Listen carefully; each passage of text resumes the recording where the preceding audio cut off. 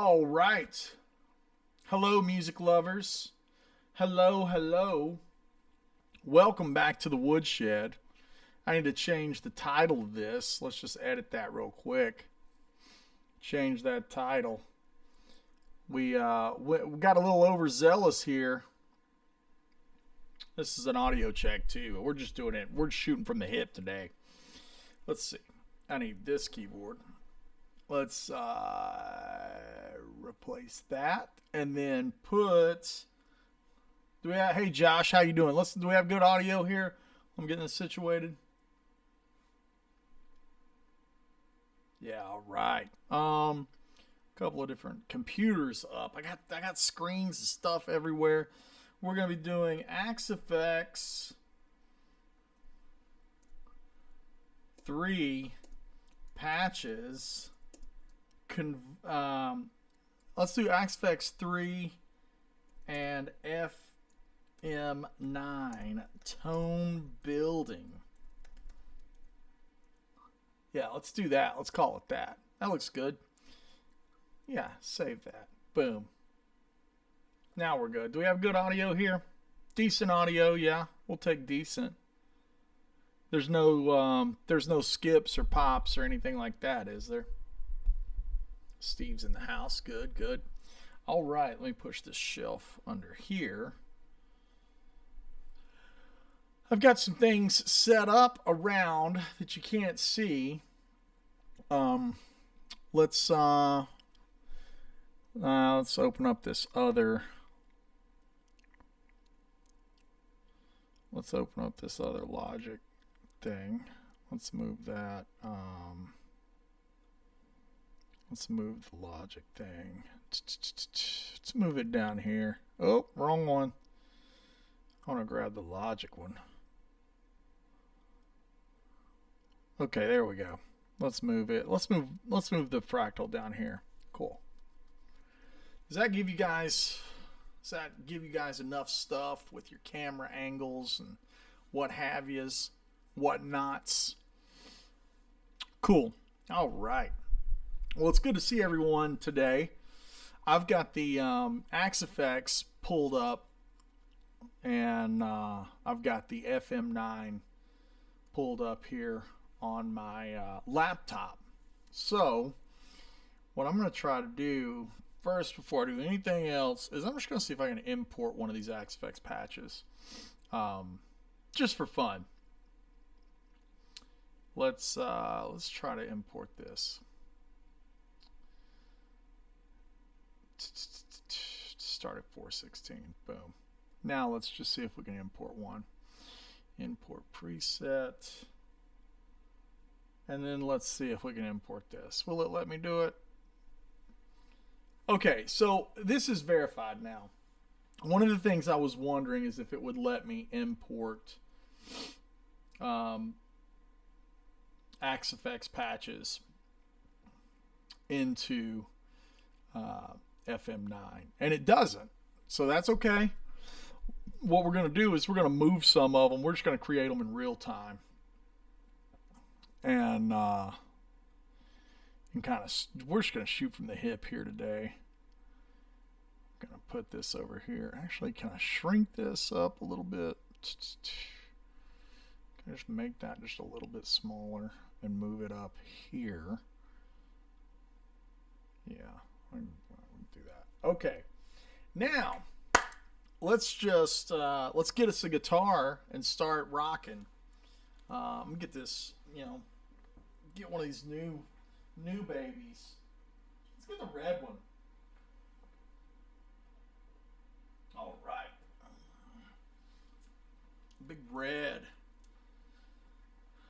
This is a hot ride, boys. I'm not gonna lie to you, it's a hot ride. This red is very, very attractive. And make sure I'm plugged in here to the FM9. Put that on tuner first. Okay. Grab a plectrum.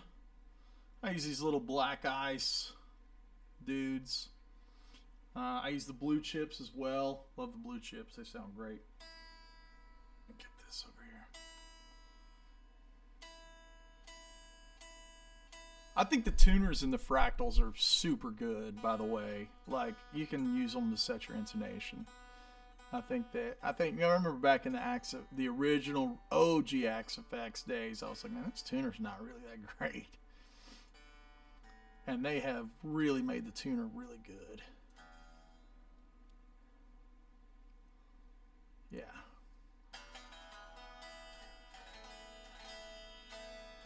Yeah, that guitar looks sick, doesn't it? Jeez.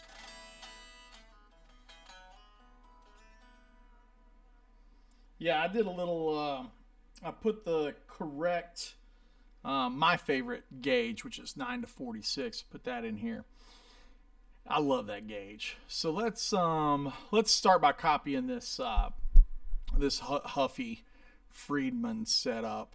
One of the things I do that I like is, I in general run a Woodshed comp, my Sur compressor. I use that, but we're going to build these presets, as if I'm not doing that. So I'm just going to copy these over, and let's see what we got going on here. I wish I could show you both sides of it. This is the output over here. Output 1, yep. And I'm just going to copy. I'm just going to go straight across with this thing. Hope everyone's doing good today. This preset is one that I like, that I made, and these presets are going to be for sale on my website. Hopefully tomorrow when the new store goes live. This morning I signed a bunch of copies of the album. Let's open that compressor block. Okay, cool. We got it open. Let's make this the compressor on the laptop. And Studio FF, yep, that's a good one. So negative 19 ish, 2, and then 10 milliseconds. Okay, that's 10. All right, a little higher than I expected. I don't know how I got to these compressor settings other than just being like, yeah, this sounds good. I'm just that guy that just like, I keep twisting knobs until it sounds right. Let's open up the amp block, take a look at what we got going on. Looks like a Friedman HBE V2. Let's see if that's in the old Axe FX. Let's see if she's in here. HBE V2. You know, and I don't know what a lot of these are. It looks like I had the gain cranked for whatever reason. I guess I like to party, you know. I guess that's what that means. Hey, Wood likes to party. 4.8-ish. You know, and here's the deal, guys. I don't really dwell on the 4.265. Like, I'll probably hit a couple of chords and be like, yeah, this sounds good. I usually think about the first two. So, like 3.4, yeah, that's good. And 5.25, yeah, that's fine. Level, cool. We'll adjust that in a second. Let's see if I did anything else to this thing.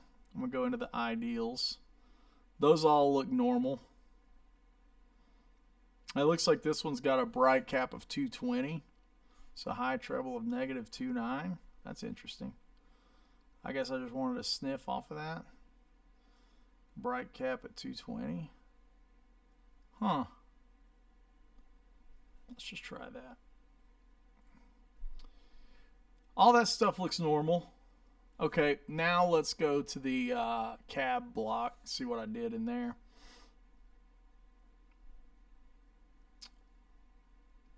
And it looks like, yeah, shocker, I like that Dynacab. I think that thing sounds so good. So it's the 5153 Stealth. Okay. Okay, Andy. Okay. So I don't have the Stealth cab in the FM9. But we do have the 5153. Okay. And then we're going to do the, what's the other one? A Recto. Okay. Straight. All right, let's move the cabinet microphone around. So that's negative 50 on the, yep. And then positive 50. So I like a little pan in there. Yep. 3.35 on both of them. Okay. Okay. Position is 3.33.35. Let's just kick that over. Yep. And that looks like the same on both of them. 3.35. Now, I don't know why I chose that. Let's see what we got. Let's roll up some volume. I am not hearing that out of my setup. So let's just see what we got where we're off base in the audio. Oh, we got them muted. Okay. Let's unmute that. There we go. There we go. Let's crank them up. Let's crank it up, baby.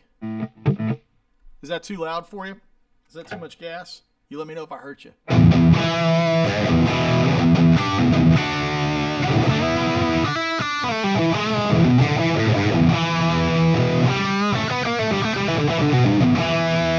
Cool. All right, now we got some stuff going on. Am I clipping? Nope.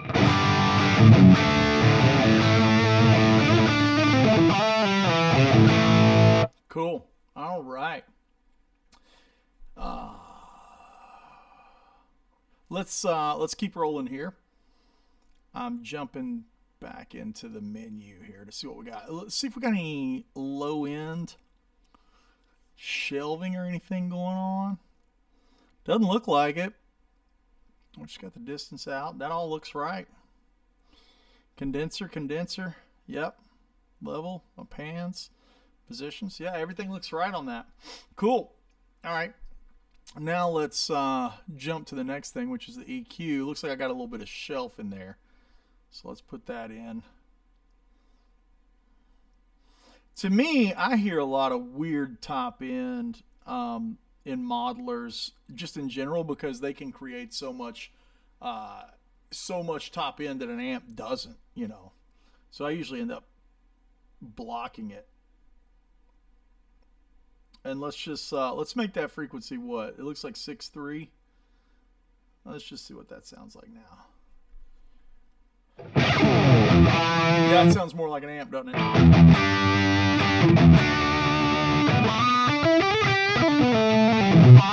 Is it a little too loud for you? Is that better? Turn my amp up here. Is it too loud?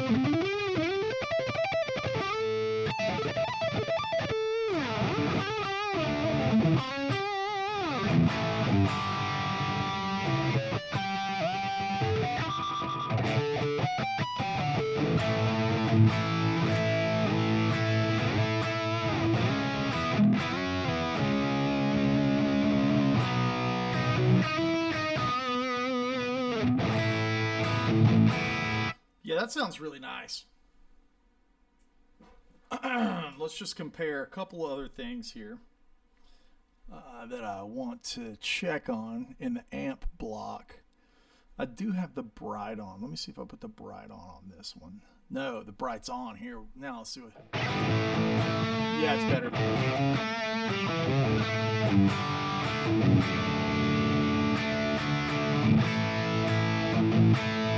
Cool.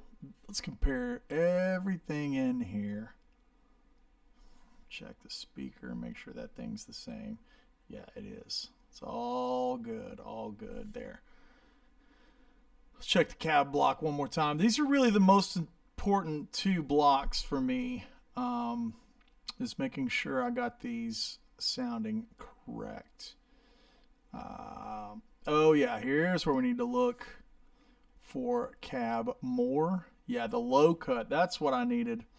That's at 118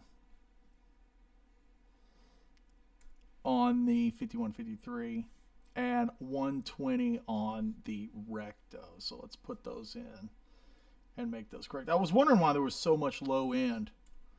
But I actually do my cuts. If you'll notice, I do my cuts there instead of on the knobs. Yeah, it's tighter.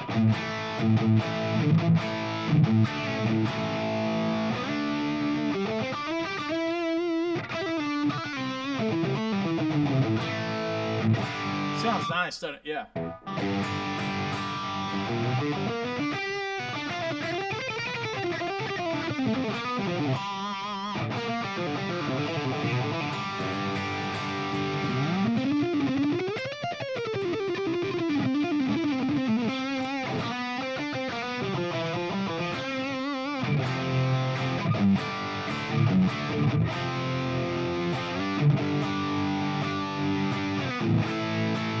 Yeah, that sounds nice right there. Max IR length. Yeah, all of that stuff looks good. Let's check all this stuff out. Cool. Cool. Everything looks good. Okay, now let's go over and check out this pitch block. Let's add that in. Gotta love the pitch. Give the pitch vibrato, because pitches love vibrato. -9 is what it looks like I liked on this one whenever I was making it. And then obviously +9. And the mix at 25%. Yeah. Let's see what we got now. Yeah, a little water in there is nice, isn't it?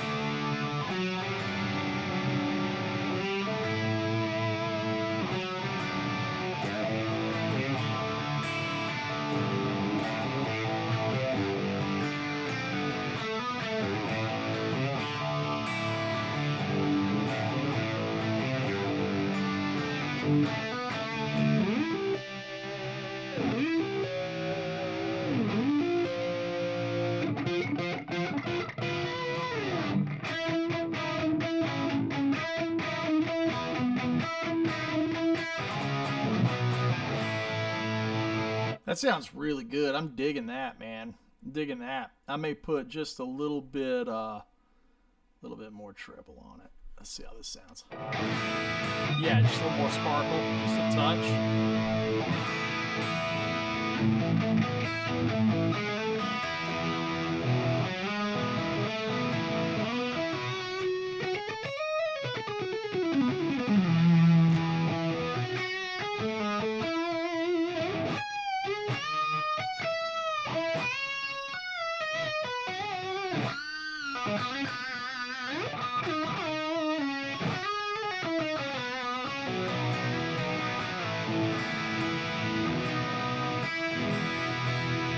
Sounds nice.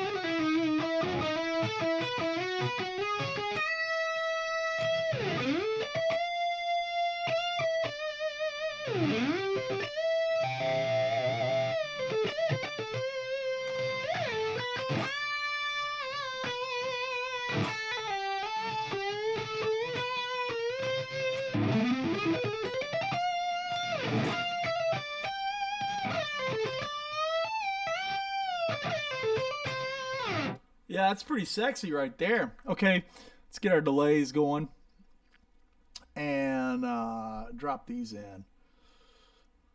So as you can tell, I'm having to do this kind of analog, and it's just Bowman's saying get rid of the chorus. Man, you're crazy, dude. If you're building an 80s patch, if you're building an 80s Dan Huff patch and you don't have the pitch shift on, you are smoking crack straight out of the pipe. You have to have the pitch shift on. David Bowman, please. You know better. You do. You know better. For the 80s thing, you've got to have it. Come on. I'm not going to listen to you. Not going to do it. And it's not a chorus. It's not a chorus, guys. It's a, as you can see right here, it's a pitch shift. So I'm not chorusing anything. It's just the pitch shift. And it's mandatory for those 80s like super wet tones. Like it is, you have to have it. Just like with me with the delays, it seems like the delay has to be either like the wet dry wet thing, or it has to be the like the dual delay, which I'm going in here right now and making. Typically, I like the like Andy Timmons Halo delay, which is like the Aurora, but that's not really. That's more of a modern thing than a vintage like 80s kind of thing, which is this preset, as you can see right here. It's like, this is a Huffy. This is Dan Huff. It's a Huffy kind of thing. So let's roll the dual delay and let's see what we got. We got 375 and 500, which is my drug in general. That gives you the dotted eighth kind of thing. So the feedbacks are at 40. I changed the feedbacks so they kind of bounce evenly, and it looks like 40 and 28 is kind of a sweet spot. We'll test it here. It looks like the mix is kind of low. Let's see what we got. Yeah.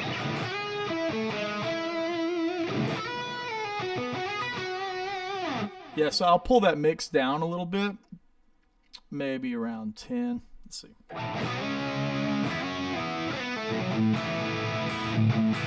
Yeah, that sounds nice, right?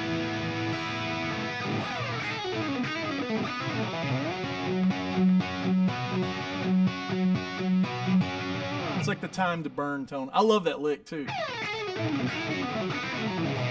You got to really slap that sassiness.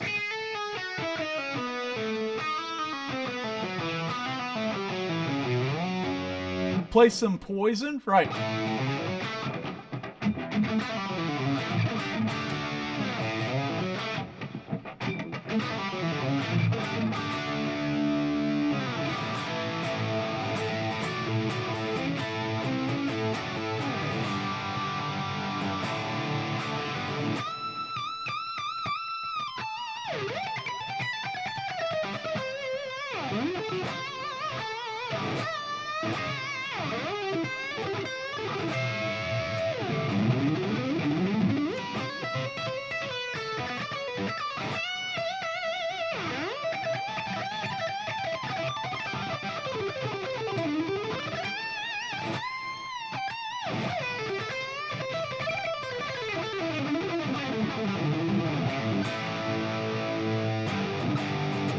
Who was it?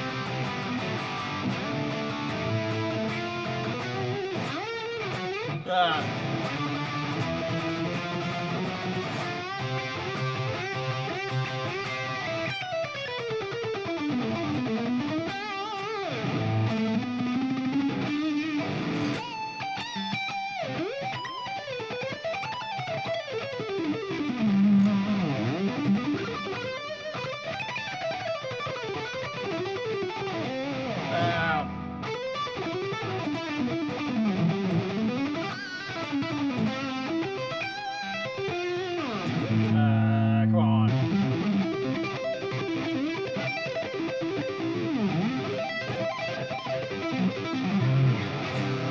Yeah, some of that foolishness, right? I feel like this is sounding good, though, right? I just got a question from Vicilis. It says, Andy, do you ever play your signature modern, sir? Back there, I don't really play. I'm a telly guy, so I don't really play it too much. But it is always kind of ready in the studio to do work when I need to. Let's check the reverb block and see what I got going on. Looks like London plate. Obviously, this is a super wet 80s kind of thing. This is not meant to be modern. It's meant to do the thing it's doing, right? Yeah. I don't see London plate as an option inside the FM9. So we'll just find something that's similar. Vocal plate, North Church. No, there it is. London plate's in there. And it looks like 240. Yeah, I have that. Yep, I have all that stuff the same. 17 mix, so a little less on the mix. Let's go a little less on the delay since we'll be kicking that verb in there. Maybe 10% would be fine. Let's see if anything else is right. Decay 1.2. Yeah, all that stuff looks good. All right, let's see what we got. Yeah, there's that. Yeah, that's good.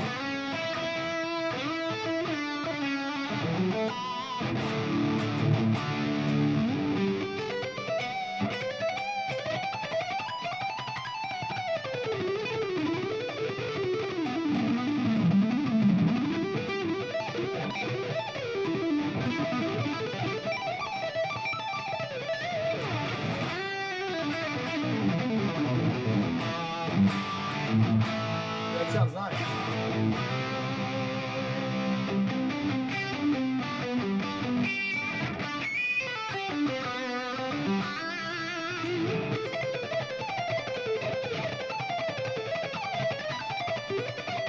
Yeah, it's nice.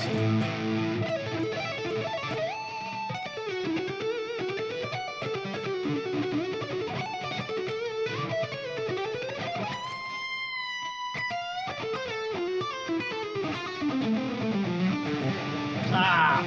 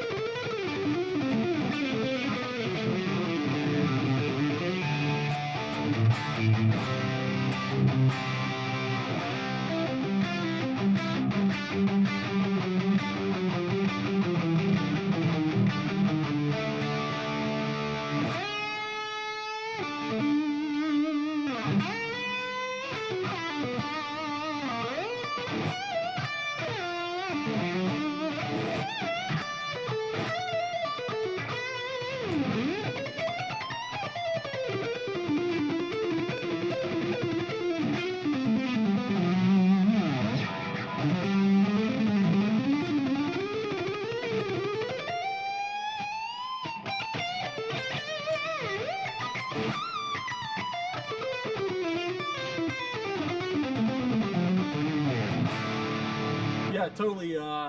Almost, it reminds me of the Jack Butler tone a little bit. Kind of mixed with the Eddie Van Halen thing, and of course the Dan Huff thing.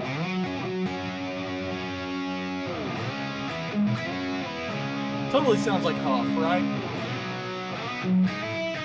Especially. Totally that thing, right?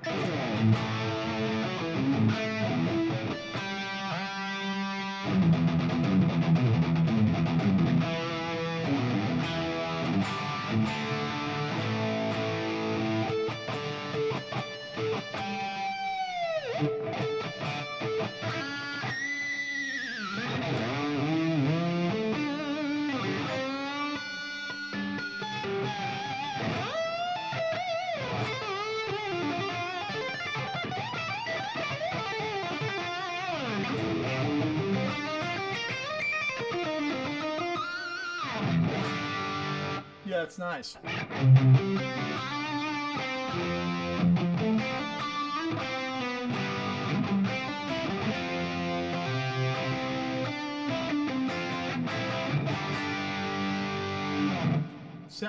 Sounds rocking. Yeah, Eric's chiming in. The 80s Huff is there, isn't it? Right? It sounds like him.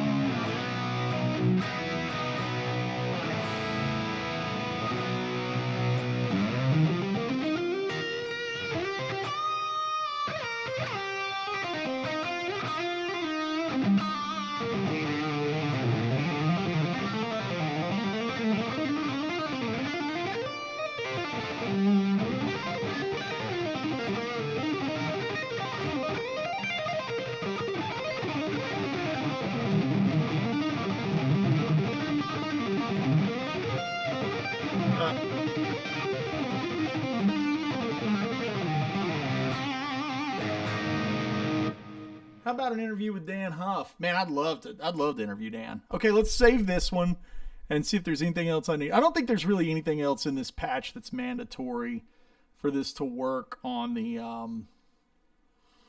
FM9. So let's save this. Huffy. AW Huffy Friedman is what we'll call it. AW Huffy Friedman. Yeah, let's save that. Yeah. Okay, cool. All right, now let's check out. I'm going to let you guys choose the next preset that we convert over. So let's go into presets here. Just kind of take a look at these columns right here. Would you guys like to see the Jack Butler preset, the dual rectifier, the kill switch engage, the ghost preset that I made for Ben Eller? I made that for him for one of his episodes. Back to Austin, which is the Eric Johnson thing. Shimmer clean, you guys want that one? Yeah, you would have needed a $100,000 refrigerator back then. Yeah, the kill switch gauge. Exact Tone wants to hear the kill switch one. Okay, this one's actually really fun. There's some neat tricks that I pulled off in this one. So I'm gonna jump over and build us a new preset here. We're gonna just maybe put this one in right here. 415. That's good. Actually, you know what? What if we just take one of our presets? Let's just take this and let's copy preset. Save a copy. We'll save a copy down here.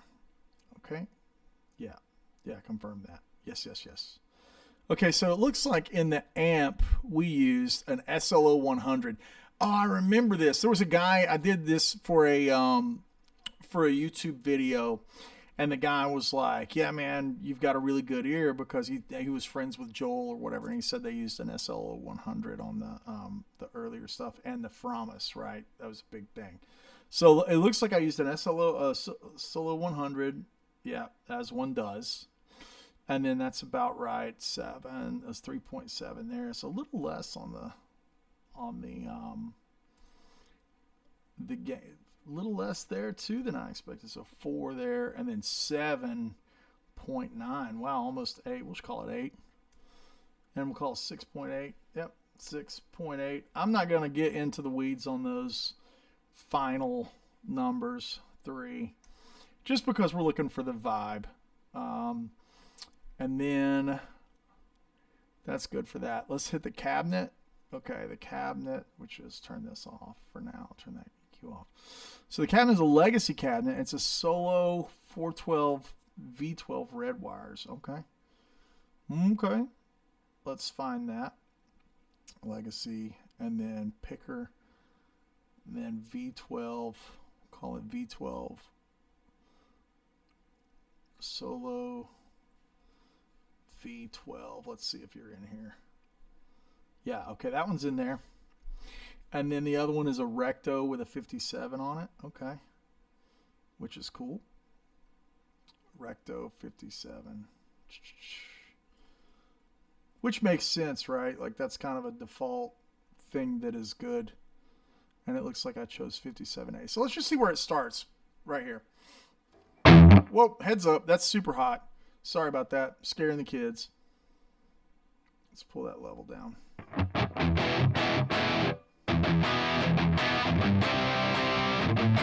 Yeah, so crunchy.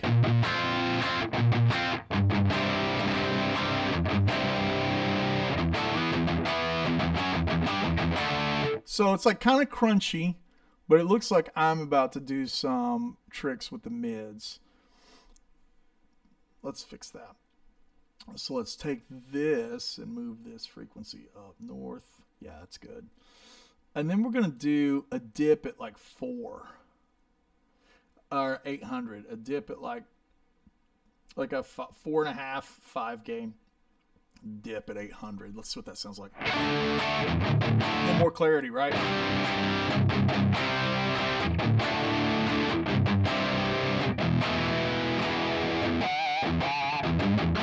So the one thing we're missing is trusty tube screamer, which you got to have.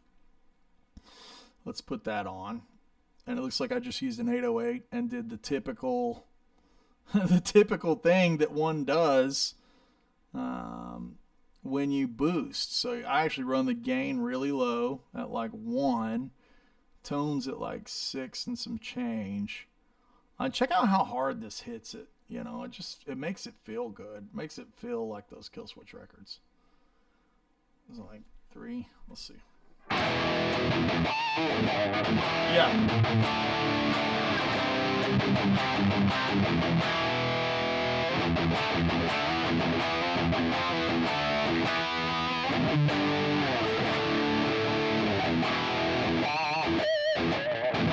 Okay, other than not being in drop D, the next thing we're going to do is look at this faking of the double track, because that stuff was all double tracked. And looks like I used delay 1. Let's try this out. And I pulled it to 10 milliseconds. Yeah. Classic move right there. And basically what I'm trying to fake is the double track, right? Trying to fake the double track. So feedback's on 0. Let's make this 0. Boom. So the pan will now go to the left. Check it out. I'm going to pan it all the way to the left. If you look right here, see? There it is.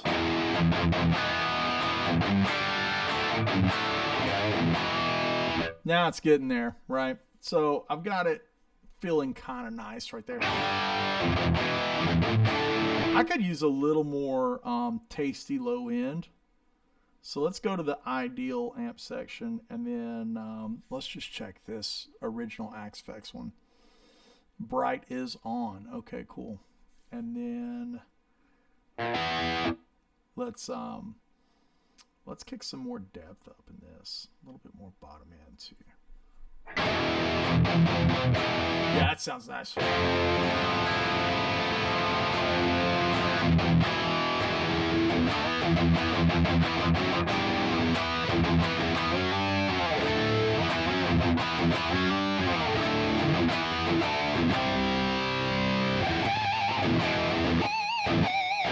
Yeah, it definitely does the squeals really nice, right?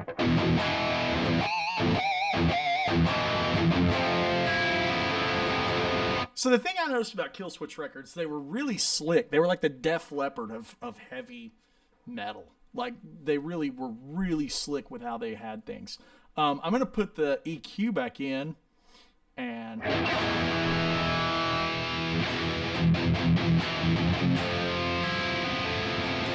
yeah, that's nice.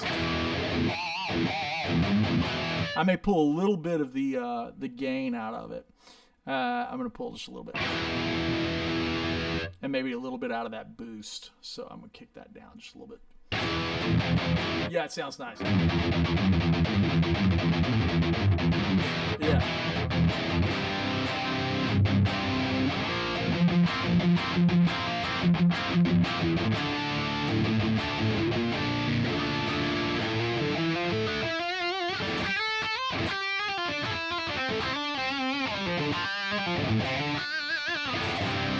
Yeah, that sounds mean, dude.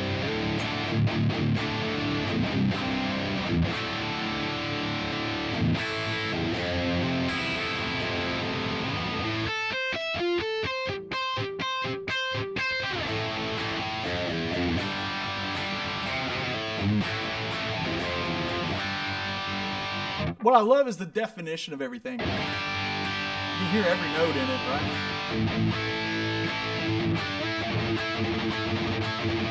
Yeah, totally got that thing, right? Okay, so let's do the final little doodad, which is using the enhancer. And this is just kind of a fake way to emulate that width of a completely mixed record. So if you're going to play in a band, turn all of this stuff off because you have another guitar player. You need to be completely dry. This is as if you were going to be the only guitar player in the band, and here's without the sauce. So turn the delay off, turn the enhancer off. Right?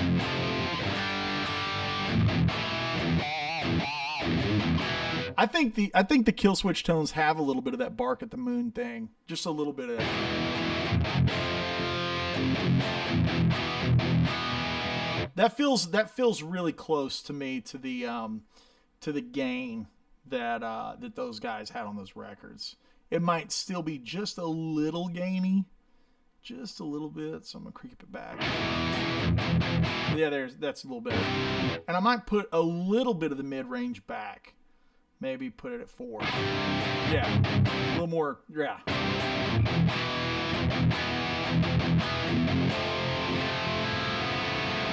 Okay, so now I'm gonna turn on the delay or the enhancer. You see how I put the width out there?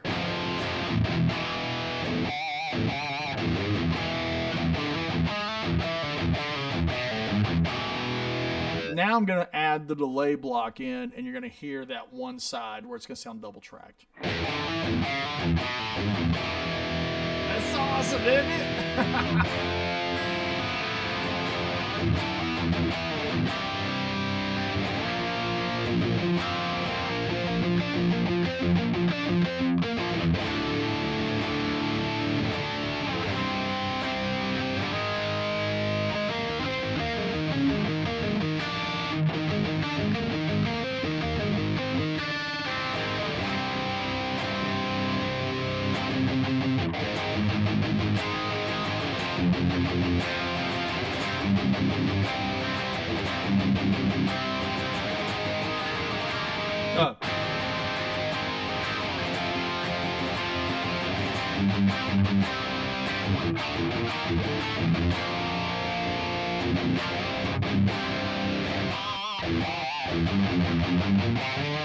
So the cool thing is, one more time, if you guys want to see the way that I'm doing it, it's in the delay block and the enhancer block. So the delay is doing this thing where I've got it panned over and it's completely wet on one side and it's only delaying that one side.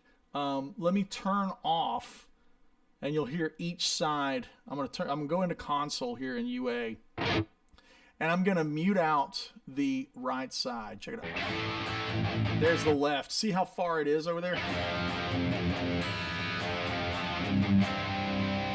Now I'm going to mute out the left side.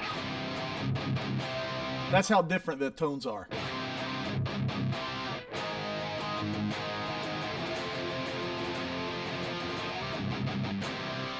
Now I'm going to give you both of them.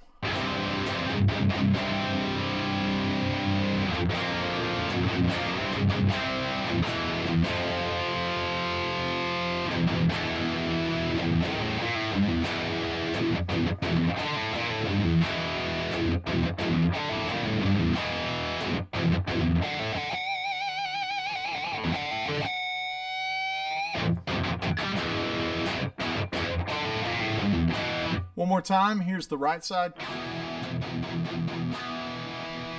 Here's the left side. And you can tell that's got the delay on it.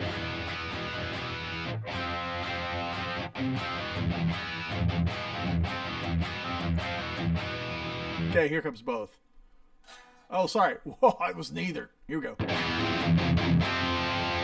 mean, that sounds gargantuan. What? This is totally the tone that you don't want to use if you are a 2 guitar. Can't stress it enough. If you have another guitar player, do not use this tone. It will sound out of phase. It will sound weird. You'll sound far away. It will not be cool. But if you're the only guitar player in the band, this is going to sound awesome. That sounds great.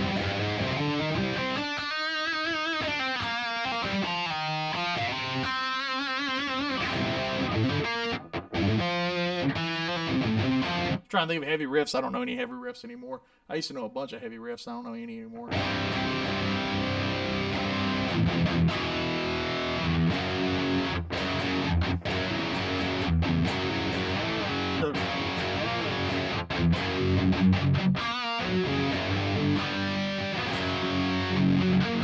Was it?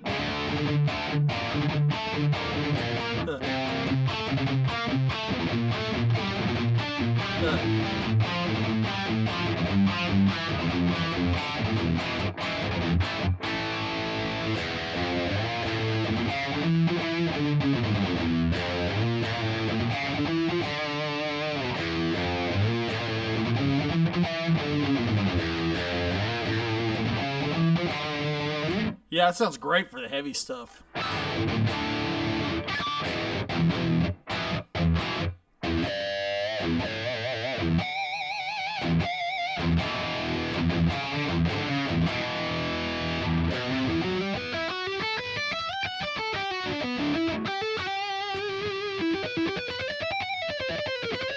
It sounds really great for the picking stuff, too. It's almost got a little Paul Gilbert thing.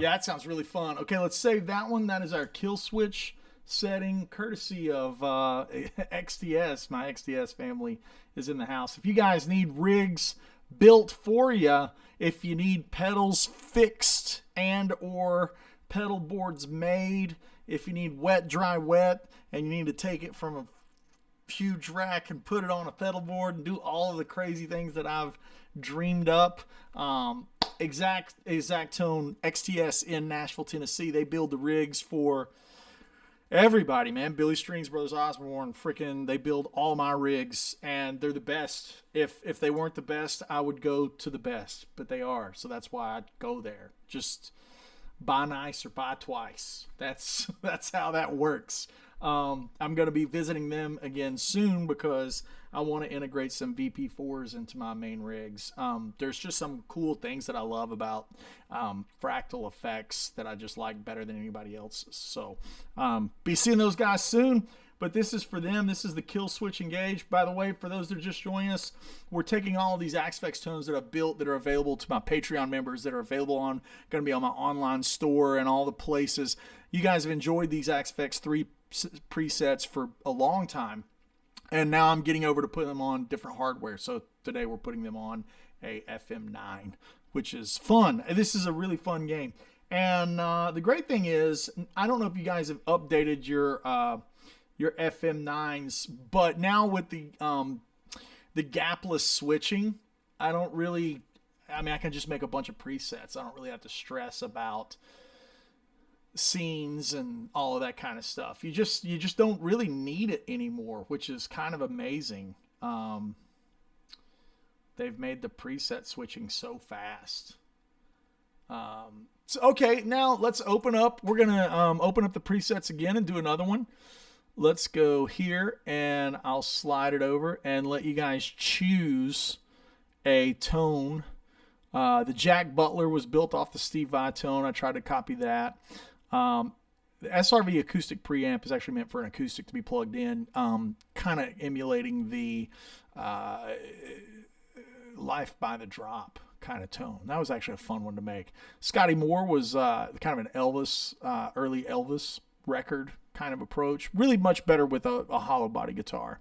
Shimmer Clean's a lot of fun. Brent Mason, Alan Jackson era tone, really great. The Jack Butler or the EJ. I have several EJ ones in here. This is the AWACL. You want to try to do the Austin City Limits tone? That's what this one is. Oh, Braxel's wanting the Jack Butler tone. Okay. Let's go back to the... Yeah. We'll go to the Jack Butler tone. That's okay. It's fun. Okay. Now I'm going to save a copy of this. And we'll move it over. Save a copy to 414. Why not? Okay. Yeah. All right. Let's. Looks like I still did the same trick with a drive block and an amp block. So we'll start there. Obviously, it's a it's a Steve Vai tone. So where are we going to start? The classic DS1. And it looks like I used the modded one. It looks like the distortion and tones were kind of straight up. Come on, Andy, get creative. Level was at 5.7, guys. That's a little wild. No, Steve always had a DS1 in his rigs, and it always sounded good. So I used the Legend amplifier, which is, I think, on brand with Mr. Steve, Mr. Vi. Man, the guitar community owes so much to Steve Vai. Like, it's really insane how much he's given us over the course of his career. And, we talk about underrated and overrated. In the guitar community, everybody knows who Steve Vai is. But in the world, he didn't, he never got to the fame that maybe Carlos Santana did. Is that fair? Like someone like Carlos Santana? Because Carlos Santana can headline Caesar's Palace. So, in that sense, would you say that Steve Vai is underrated? Is that a hot take? I think Steve Vai is he's just the best. I think Steve is just the best. Who else could walk into the Van Halen gig? David Lee Roth's looking for a guitar player. Who wants to do that? Who wants to follow King Edward? Not I. No way, Jose. And he did. And it was cool because he made it his own thing. Which I think is the only way you can approach that, right? Like, you got to kind of make it your own thing. Let's check out what kind of stuff I did in the cabinet block. A diesel cabinet. Okay, Andy. Which is diesel V30. Wow. Okay. A lot of times I end up just earballing it, and I never really think about trying to match brand to brand. You ever watch guys make tones on Axe Effects or Kemper or whatever, and you go, yeah, I mean, you're using the right brand, but it doesn't sound like it. It's like, so what does that mean? Did you win? You guys know what I'm saying? Like, it's like Steve didn't use a diesel cabinet, but for whatever reason, this V30 cabinet with the 57 on it sounded the most like it. So let's do that again down here. And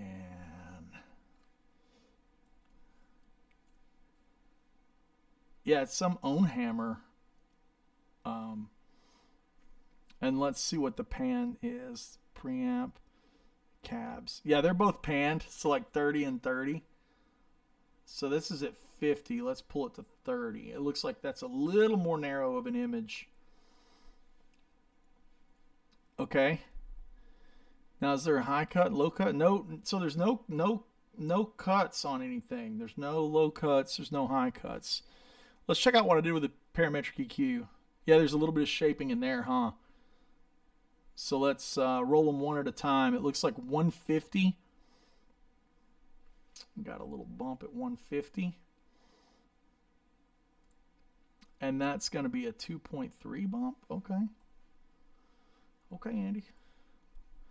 Yeah, it looks like I put some low end in it, which is really weird. That's not like me. And then again, let's zero this 800 out on this from this other preset. And it looks like there's a bump at 2K, right? Look at that. That's very unlike me as well. So that's 2083.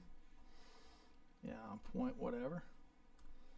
And then we're going to give that a bump of 2.3. Okay.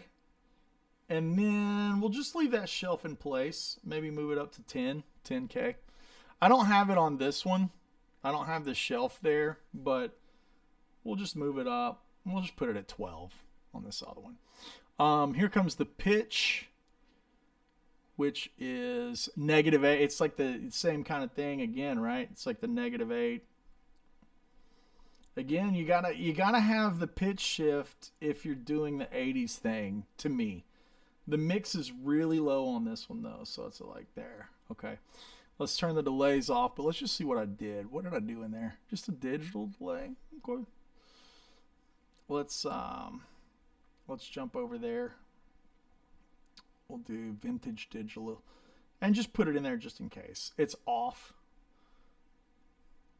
So we'll just turn it off for now. Let's see what we got. Oh yeah, there we go. We'll put it at like 250. 250 is always a good feeling delay to me. Let's a little feedback in there. A little less.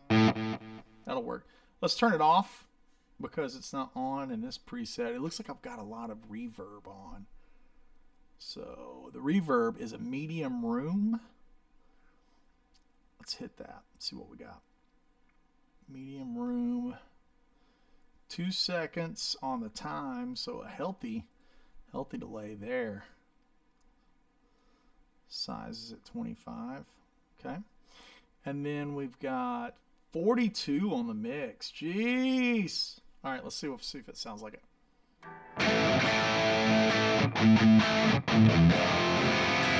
Oh, I got to turn it on. I was like, why does it sound so dry? There it is. Yeah, there it is. What is it? What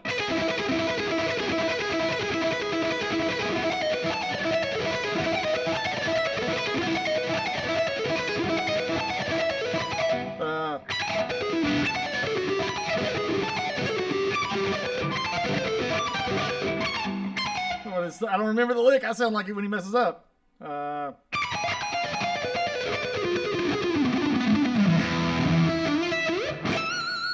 Right? It's like that, right?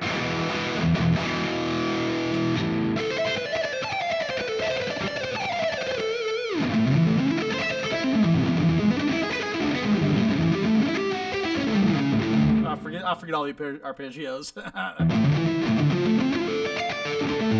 don't remember them. Yeah, that's it. What was the last one?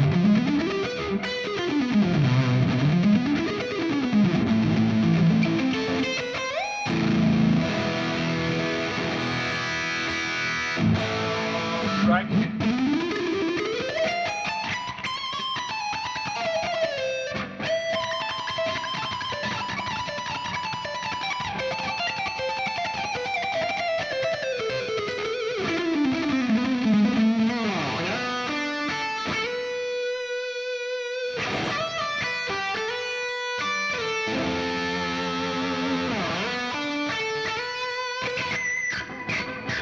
Maybe the gate is a little tight. You release that gate a little bit. Yeah. There we go.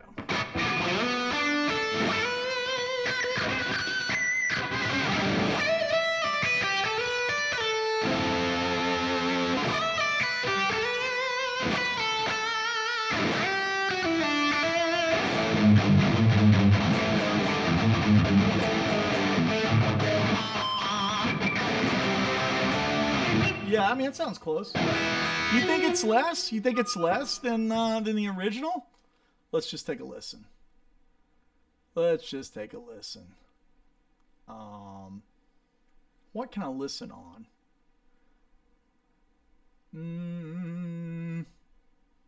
Maybe here. Maybe not. Let's not do that. Let's do. Let's listen on the phone. You think it's? You're telling me you think it's less?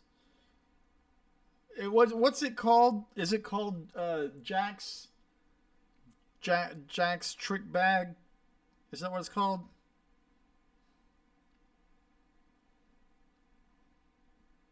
What's the thing called? Eugene's Trick Bag. Thank you. Yeah. Eugene's Trick Bag from Crossroads. Yeah, here we go.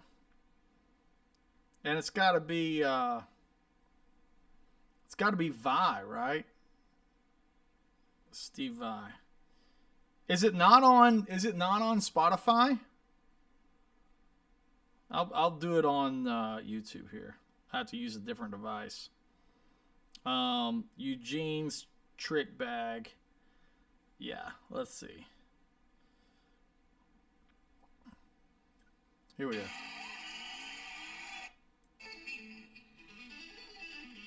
Dude, that's a lot of reverb.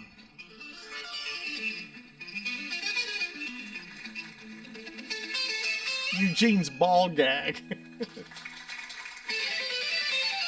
No, man, that's a lot of reverb.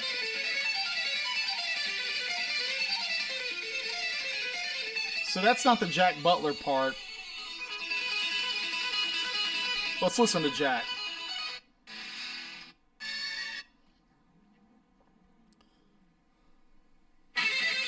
Yeah, it has that much reverb on it. It totally has that much reverb on it. Are you kidding me? You saying it doesn't? It totally does. Yeah. You just don't remember it having that much reverb. Yeah, it totally does.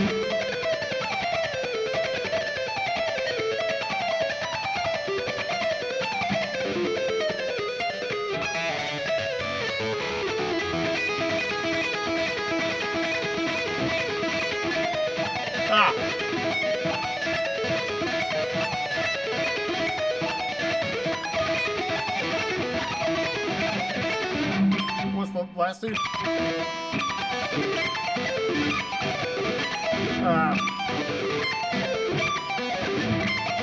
I haven't played him forever. I suck. Yeah,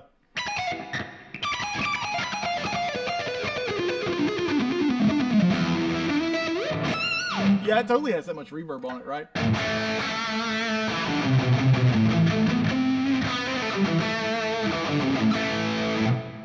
I'll pull the reverb back a little bit, but I'm only going to do it by 2%. We'll make it 40 on the nose.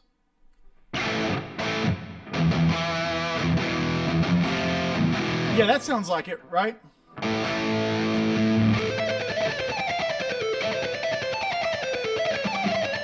Yeah, that sounds like it.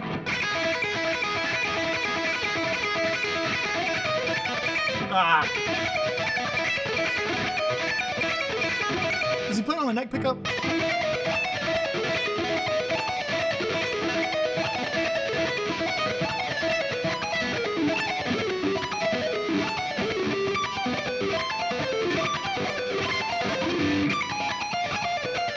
I can almost do it.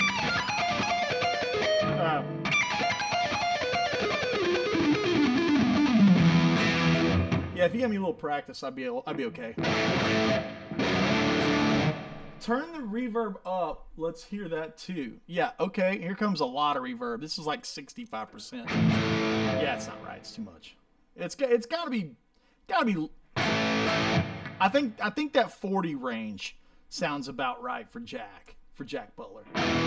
Let's hear it one more time. He's got more pitch shift on than I've got going on. He's got more pitch shift for sure. Let's try this.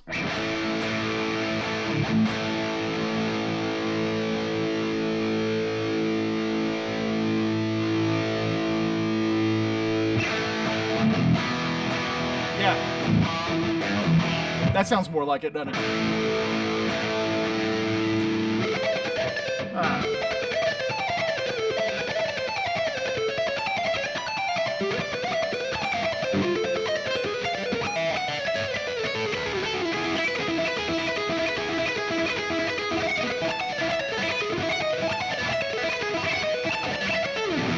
Yeah, that sounds good.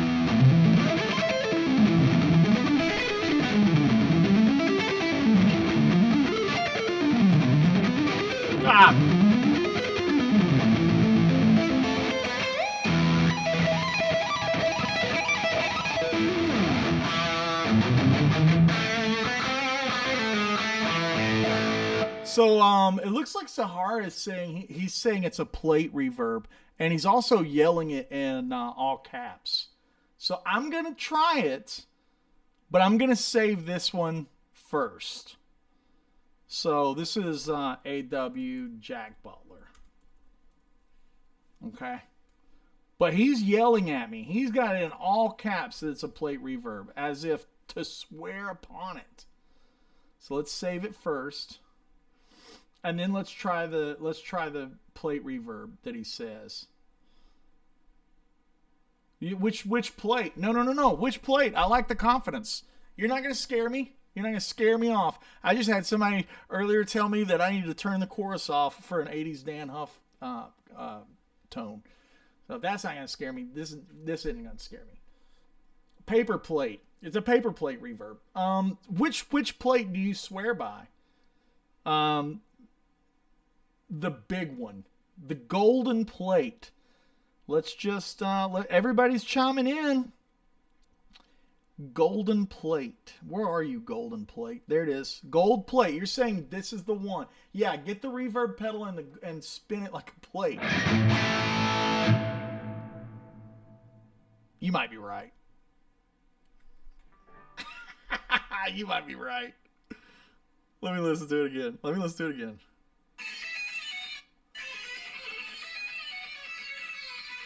Now, keep this in mind. I'm trying to match Jack's tone. I'm trying to match Jack Butler's tone. Yeah, you might be right. That might be a plate. The EQ isn't right, and the time is too much. Let's increase that to 2.5. 2.5. It's dark. This reverb is too dark. But God, it sounds right, doesn't it?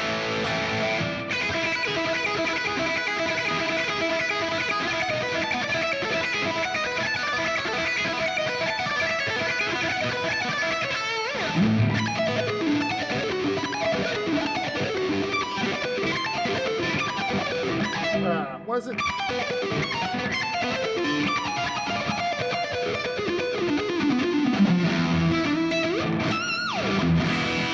Dude, I mean, that's it, isn't it?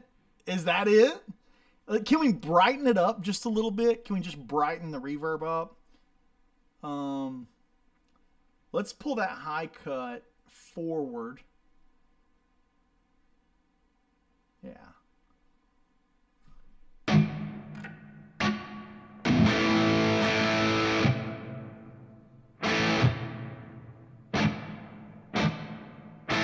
Captain is saying it's a tad fuzzy, but I mean, is it?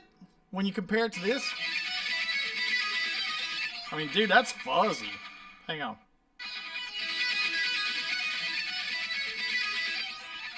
It's like, I think this tone has more reverb and more top end than people want to remember. You know what I'm saying? And you're all hearing it through YouTube's compression. Yeah. That's better on the reverb, isn't it? A little brighter. Yeah. What was it?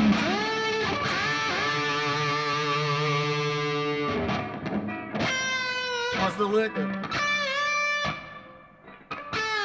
That's it.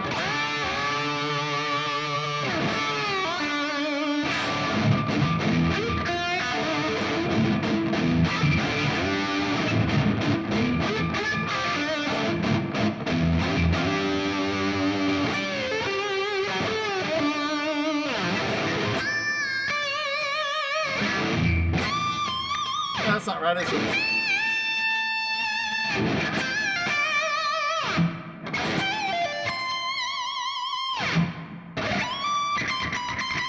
What's the lick?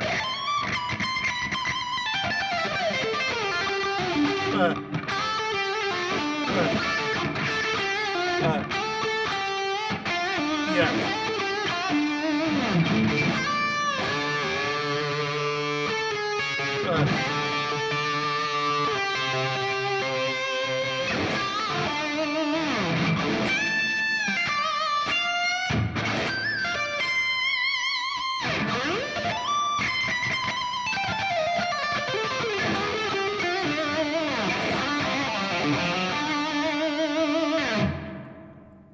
Boy, that sounds like it, doesn't it?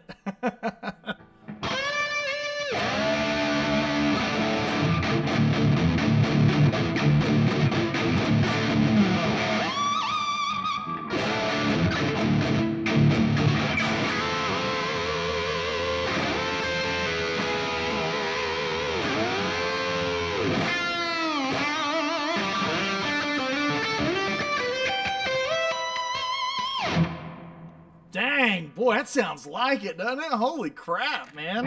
Sahar gets 10 points, 10 bonus points to Gryffindor for the golden plate.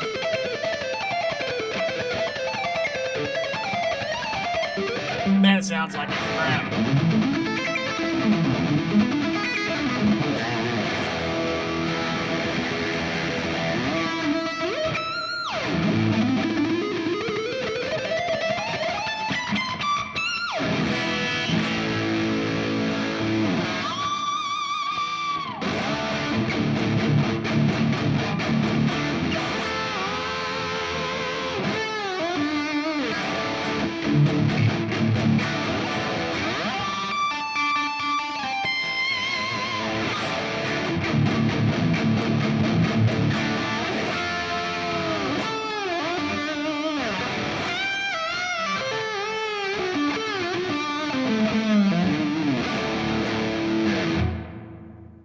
Gosh, dude, yeah, that sounds good.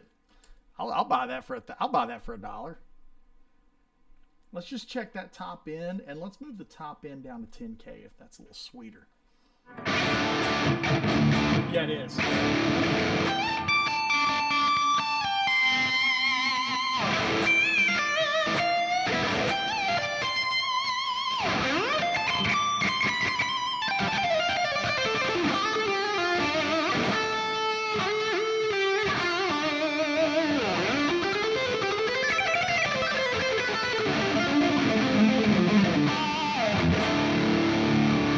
Yeah, man, that's good.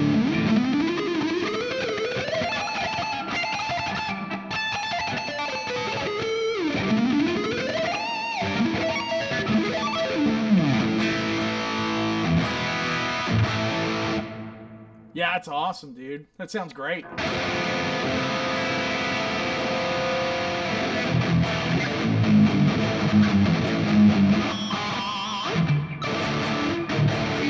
I can't stop playing that chug thing. It's awesome.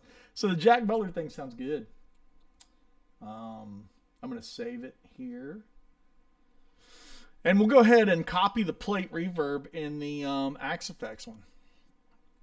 So let's put the Axe Effects gold plate, and then looks like I had it at... I brightened it up. That was the thing. I brightened it up. I pulled this thing forward. Where did I pull it to? 7. Okay. Yeah, 7's good. And then it was a 2.5. Here. Oh, wrong one. Different keyboard. 2.5 there. And then it was, what, 33% over here. Yeah. Sweet. Sweet mama. Save that. Cool. All right. Yeah, this is really good, man. A couple of presets here out of the way. We're running a little bit over today, but I'll do one more. You know, I'm feeling like a good sport. Let's do one more. What do you think? And of course, I'm copying the presets without changing guitars. I think it's important to note that when I made these presets, I was using a guitar appropriate for the preset. For example, on the Kill Switch Engage preset, I was using an LTD or an ESP, whichever one is the more expensive one. And it had the EMG 85, 81, like the Kill Switch ones. And when I make the EJ settings, I'm using a Strat and things like that. So right now I'm just playing on this new guitar because it's freaking great. By the way, these are sick. We are already ripping through them on pre-orders. If you want one of the new anniversary model guitars, you better contact your dealer today, as in the next couple of hours. I got a feeling that they're going to be sold out. Maybe they might be sold out by the end of the day. I don't know. If you want one of the new A-Wood anniversary carbon fiber pick guard, which is so sick, the car exhaust pickup covers, ebony fretboard. These are things that we probably will never offer again on probably things we most likely won't offer anytime soon on another A-Wood model. So this is the 10-year anniversary. If you want one of these, you better reach out to a Sir dealer today. We've already sold two, maybe 3/4 of the allotment. We've sold over 80 something. So we're only going to do 100 units. So it's the pick guard is carbon fiber. So contact your dealer. I don't know the street price. This is my baby. I don't get involved with that side of it. Keeps me honest. Okay, you guys want one more? I'm gonna let you pick one more. Which one you want? You got a Silver Jubilee, Lush. We haven't done any cleans today. We've been on all metal. Eric Johnson, Early Van Halen, Shimmer Clean, Atelli. This is someone that somebody gave this to me, and it's not mine, and I don't like it. So, Sahara, I haven't built a John Sykes one yet. $42.99 is what the dealer told me. Then that's it. It's $42.99. So, a melancholy clean, like a Shimmer Clean. Let's do that. You want like the like this shimmery kind of clean, or yeah, let's do that. Let's do Shimmer Clean. This will be pretty. Actually, I think I may already have it in here. Have I already made that? Yeah, I already made that in here. It sounds like this.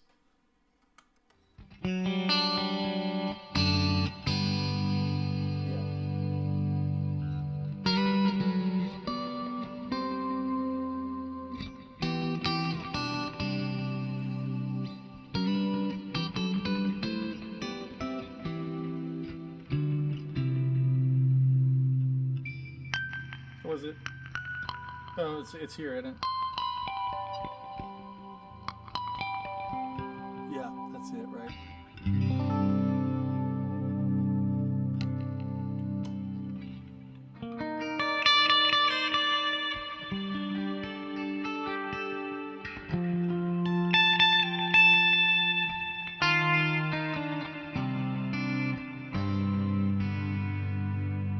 Woo! That sounds good. Holy cow.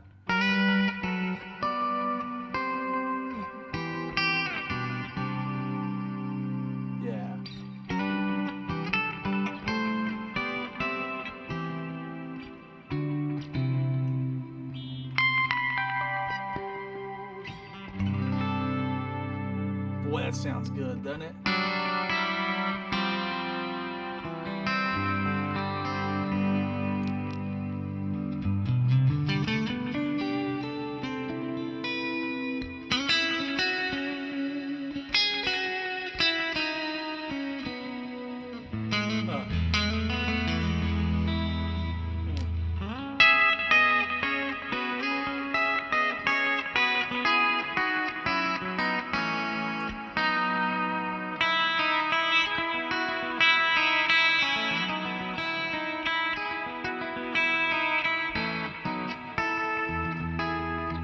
I don't remember it. It's not an E, is it? Is it an E flat?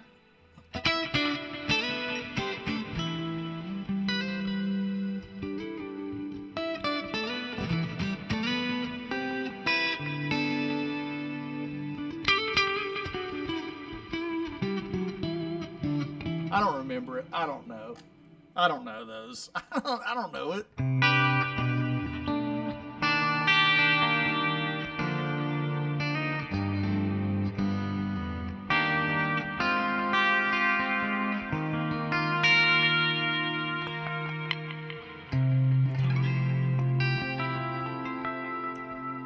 Yeah.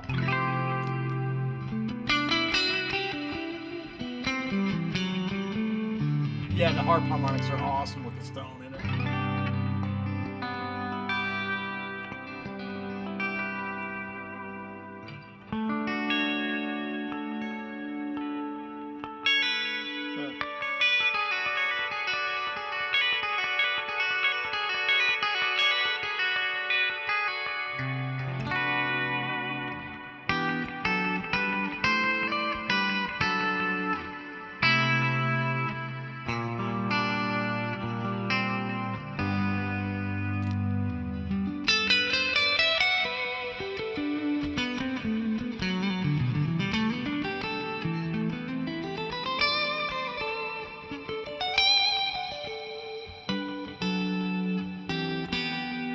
that sounds killer, doesn't it?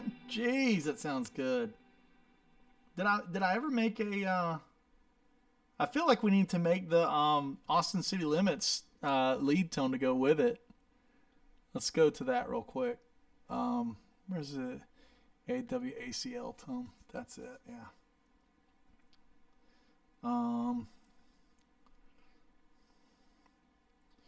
Let's do it here. No, I don't want to assign a color. Okay, input. Yeah.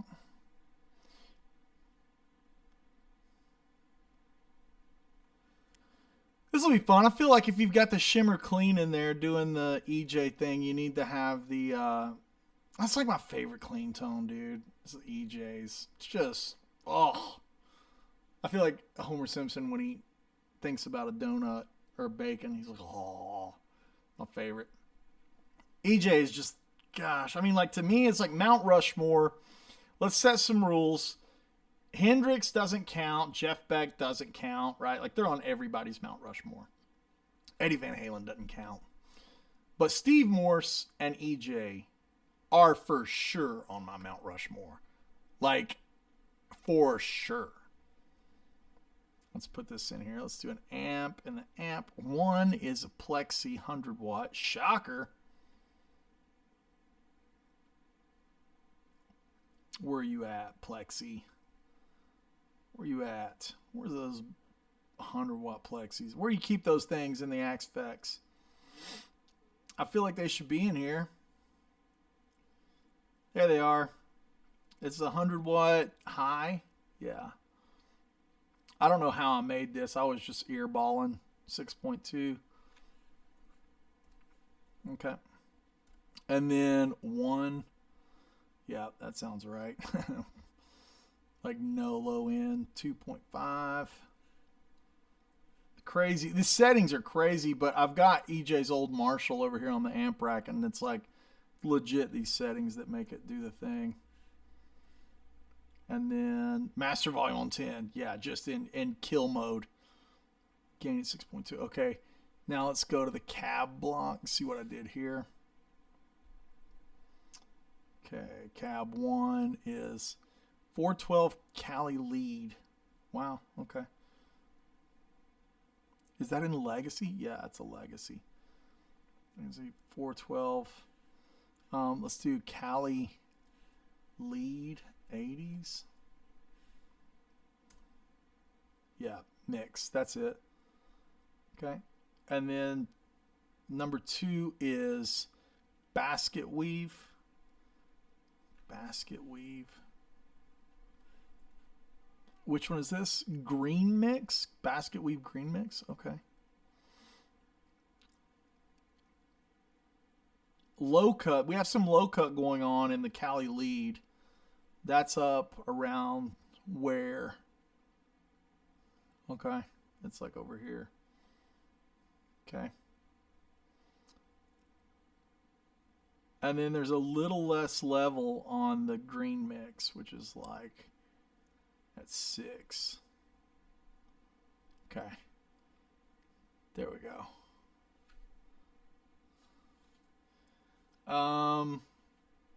And then I've got, what have I got in here? What's that thing doing? Oh, just shelving. Okay, let's put that in there. And that's shelving at like 6K. Blocking it, actually. Let's put that at 6K. Okay. And then a multi-delay. I know which one it is because it's my favorite. It's the Aura. Let's put it in here. And let's tie it to the expression pedal. Am I right or am I right? Let's take the mix and I'm going to tie that to the expression. Actually, no, because it's going to be a preset. That's good. And then what's the drive doing? Zen Master? It's strange that I didn't use a tube driver. Probably just sounded more like it. 0.73. Just move that down to 1. That's good. 3.4. Okay. 4.4. Okay.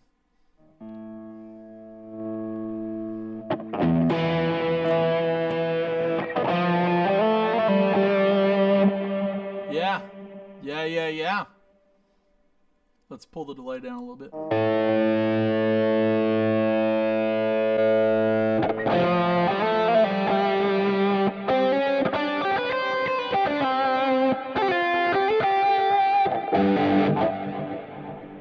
Something's a little honky compared to the other one. What is different? What is different? What is different? Go back to the amp settings. See what I've got going on here. Okay, those all look the same. Could just be the guitar, right? I made it with a Strat. That could totally be a thing, right?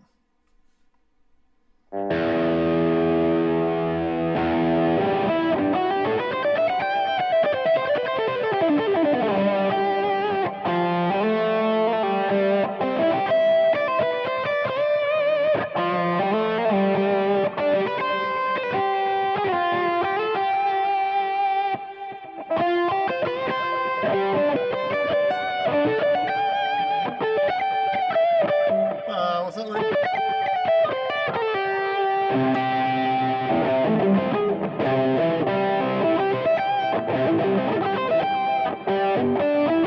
I don't remember that.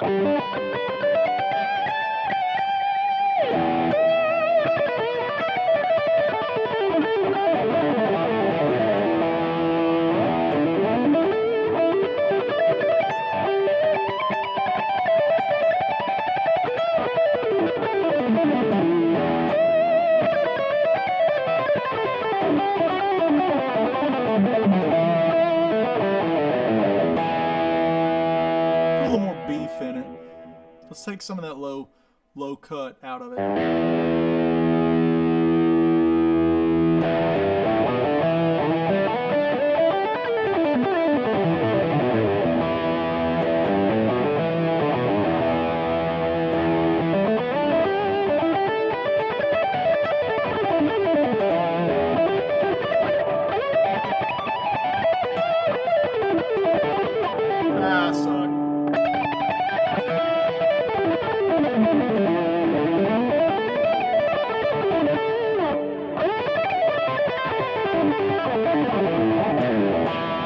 Sounds pretty close. Probably sound better with a Strat though, right? You know.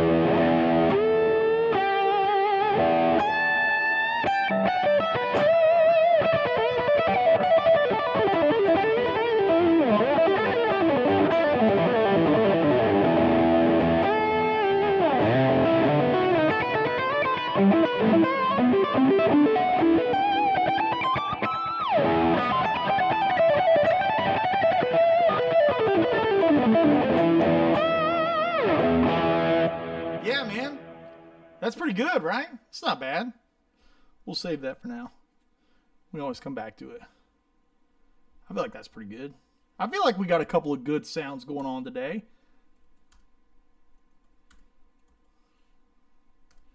Maybe just a little bit of plate reverb on that. Do you think so?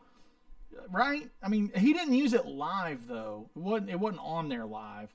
It was really just the Echoplex, you know. Yeah. It's not really a split so much as it is. It's series parallel, you know, right?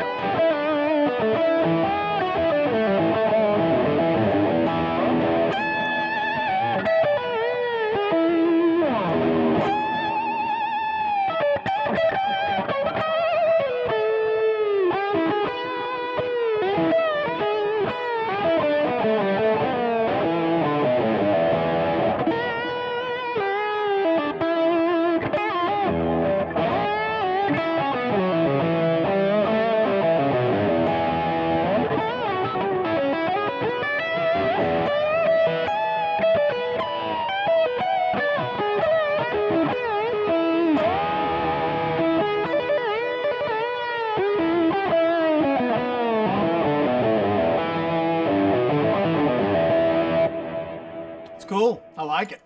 I like it a lot, actually. Yeah. I'll unplug this. We'll hit some chat. We'll hit a couple of questions here before we bail out. I'm also going to wipe off this guitar because it's too pretty to let it get dirty. Way too pretty for that. Boy, it shows fingerprints like a mother trucker. Yeah. Gotta really work to keep these babies clean.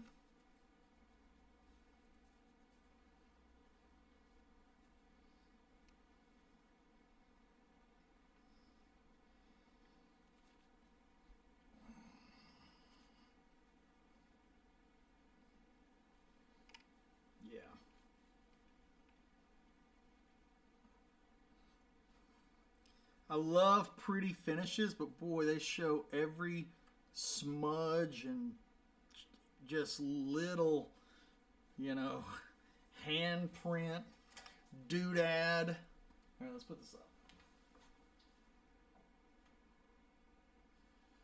Great guitar, though. Jeez, both of those new ones are so good. All right, let me just do a couple of things here and turn off some of these other. Let's turn off that, and let's turn off this. Cool. All right. Well, let's turn that off. There we go. Okay, here we go. Let's hit some things in chat real quick and address some housekeeping scenarios. One is the big one, which is what are we doing? Is trying to get all of this stuff. Trying to get all this stuff prepped for the store to go live. So, you know, we've been working really hard to get all the products ready. hats, shirts, presets, everything, man. Just trying to get everything dialed in as best as we can before we turn the light switch on. That should go. The light switch should go on tomorrow. We'll see. Okay, now let's just get a couple of questions here. Just rolling. Are you bringing those guitars to play at Guitar Sanctuary? Probably not.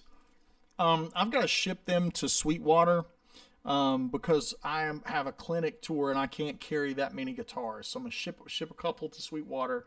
They're going to have them there waiting on me.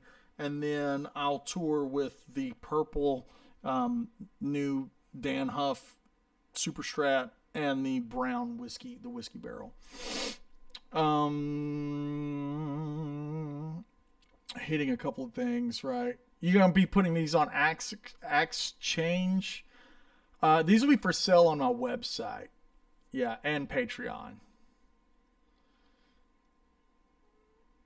All right, cool. Steve Morse is totally the man. What's your favorite amp on the Axe Effects for the faux slide Derek Trucks thing? Man, that's got to be a super. Just a cranked super reverb. Pete Thorne has been with Sir longer than I have. Yeah.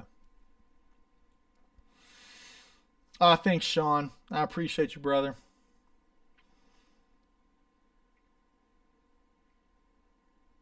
Yeah, Carson's right. It's like it's the guitar, right? You really have to do EJ with the Strat, you know. A Cali 412 could be V30s or classic lead 80s. Yeah.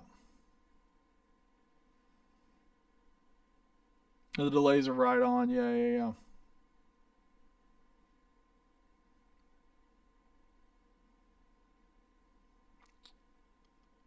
I'm just checking a couple of things in the chat.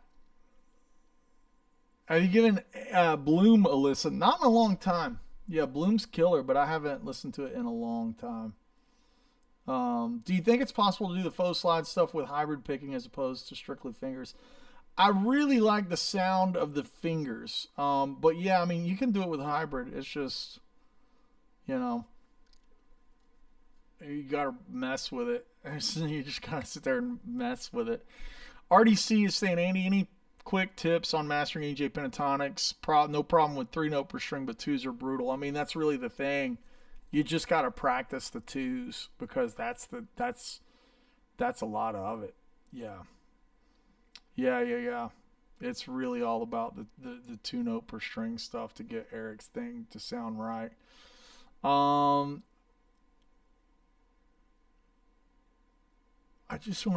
thought I saw another question in here regarding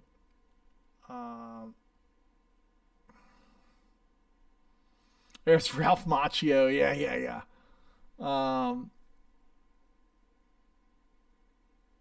Yeah, if you can tell, we're talking about the Jack Butler thing. Yeah, you can tell in the chugs. Yeah. Where are you getting these settings, Andy? These are my settings that I made.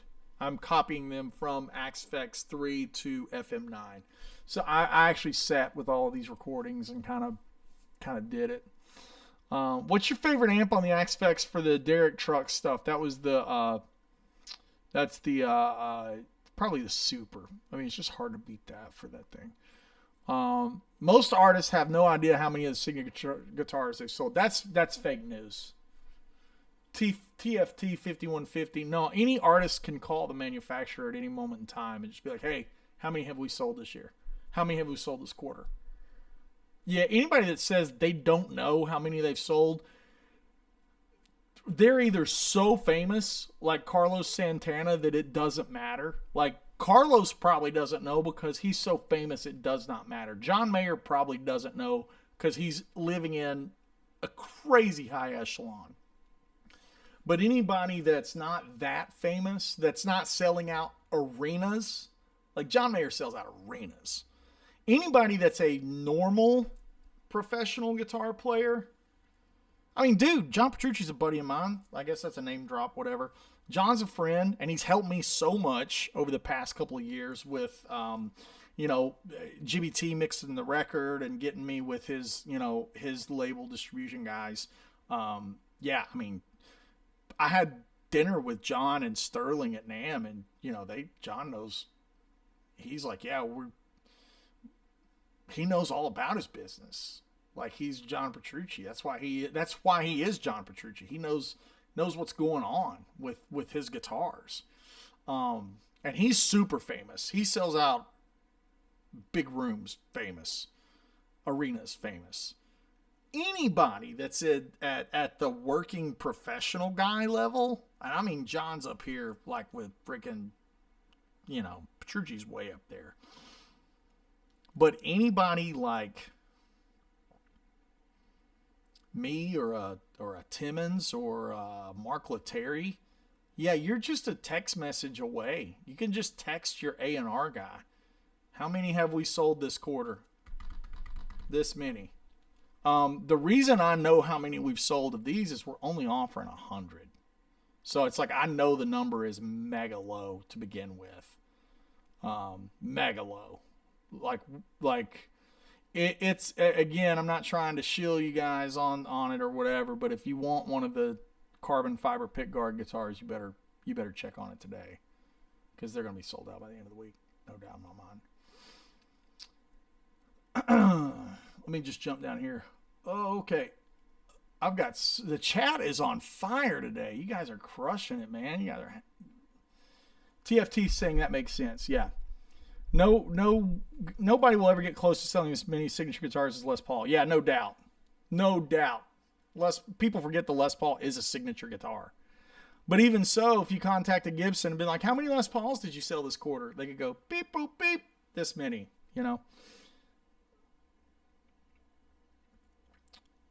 Yeah, super special long show today. We got carried away. Yeah, TFT, I'm not attacking you at all. I'm just saying that, like, to be a great guitar player is one thing, to be a great businessman is another, and to be a great guitar player is a great businessman. That's where you have Steve Vai. That's where you have Joe Satriani. Those guys are hyper aware of their business, hyper aware, and also hyper aware of their artwork. People that care, they care. I mean, a lot of this kind of topic we talk about on my Patreon on the weekly live masterclasses. And a lot of guys at I offer a tier on there that is $100 a month. And that is an expensive tier, but you get a one-on-one 30-minute session with me. And then you also get 4 live Zoom masterclasses, plus access to the 600 videos that I've got on there. And here's where I'm going with this. A lot of those guys at the, I call it the monster tier.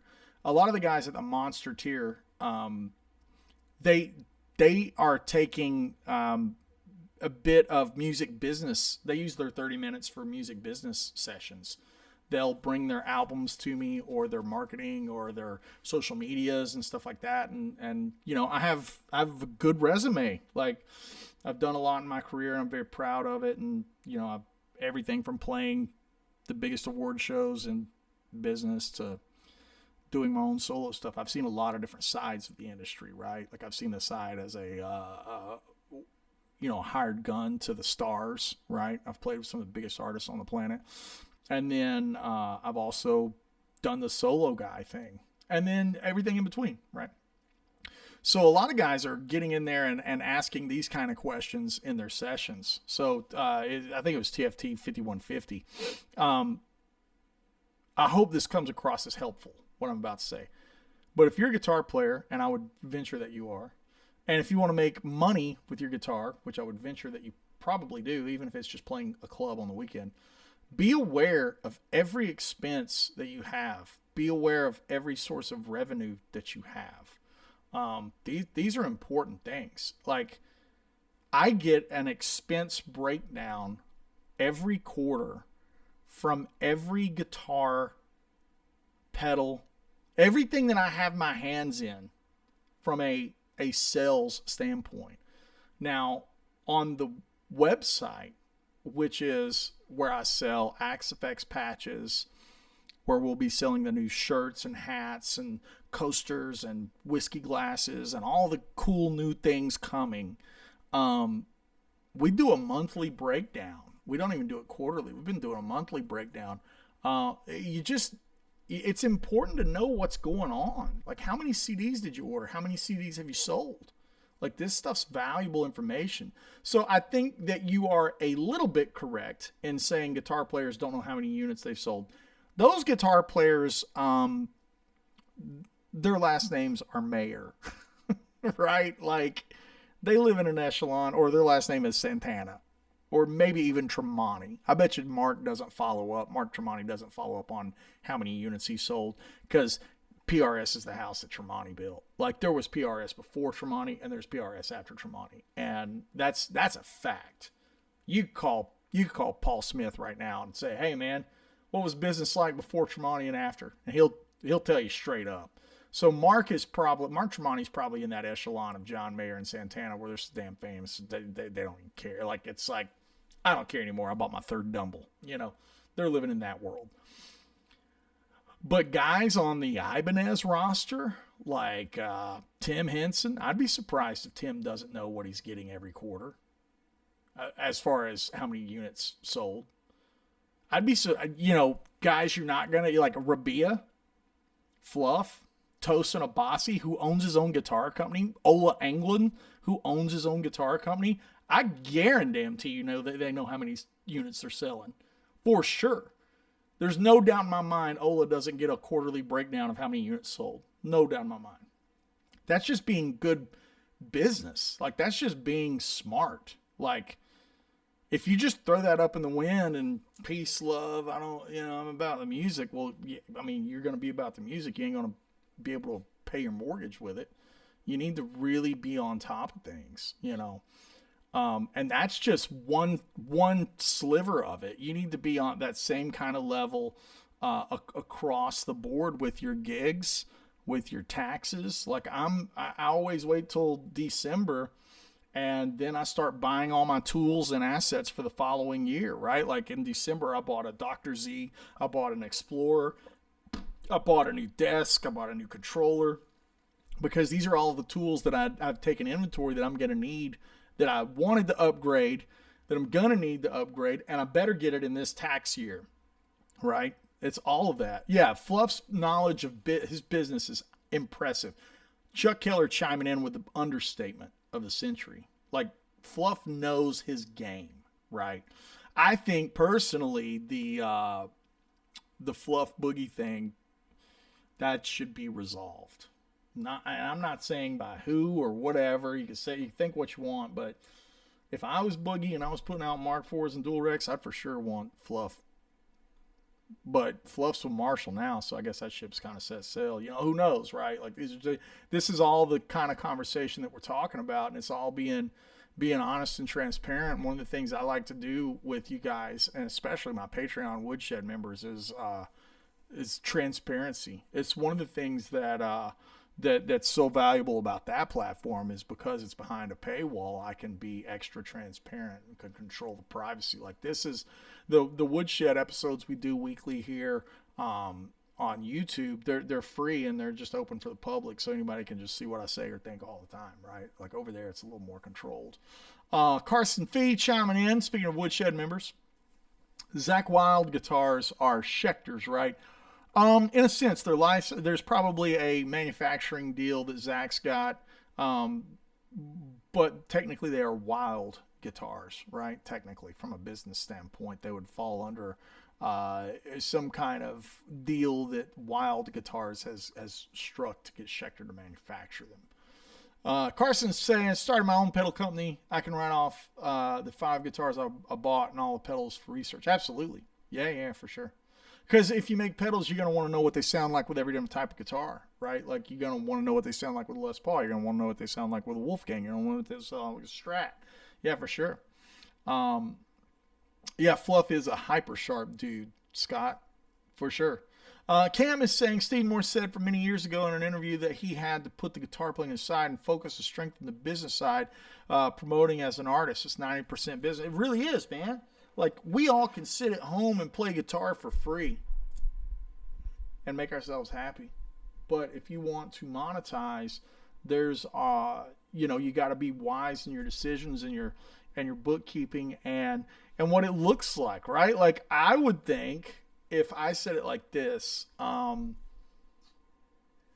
probably doing myself a disservice by creating a signature model guitar that's so loved right here at the, it's its infancy. Like, this guitar hasn't even been on this show yet, once or twice. These two guitars were well received at NAMM, and they should be running models, but they're not. They're going to be limited editions because they're a 10-year anniversary. That's going to do two things. That's going to limit my income from how many units I can sell, because we're going to put a hard ceiling on how many units we make, which is 100. But on the flip is it makes it a moment in time with the line. And a hero of mine, a friend of mine, I mentioned him earlier, was John Petrucci. I love the way John has handled his signature model line over the years. I think John has really done a great job with offering variants while still maintaining the idea of what a JP guitar is, or a Majesty. And you get all these different colors, and they're limited, right? Like, if you want the volcano orange or whatever, like, you had to get it when they did it, or you can't get it now. Like, I love that that's real, that's a limited thing that's really cool.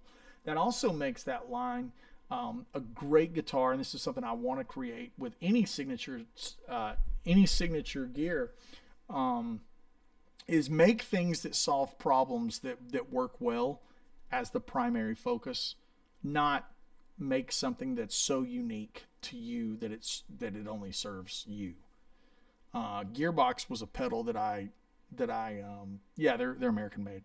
Gearbox was a pedal that I designed because I wanted to make something really simple and sound great with a 2-in-1 and solve problems that I had.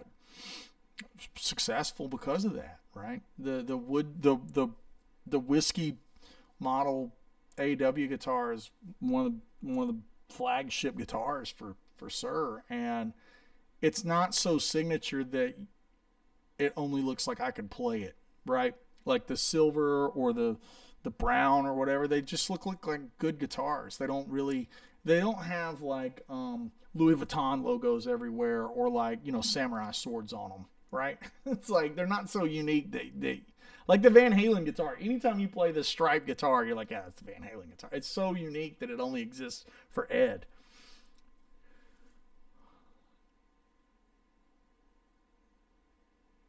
I would love to be on Beato. Beato's a great dude and a good friend of mine. Beato commented the other day on that thing we did with the transcribing the Derek Trucks solo with no slide. I play guitar and reproduce.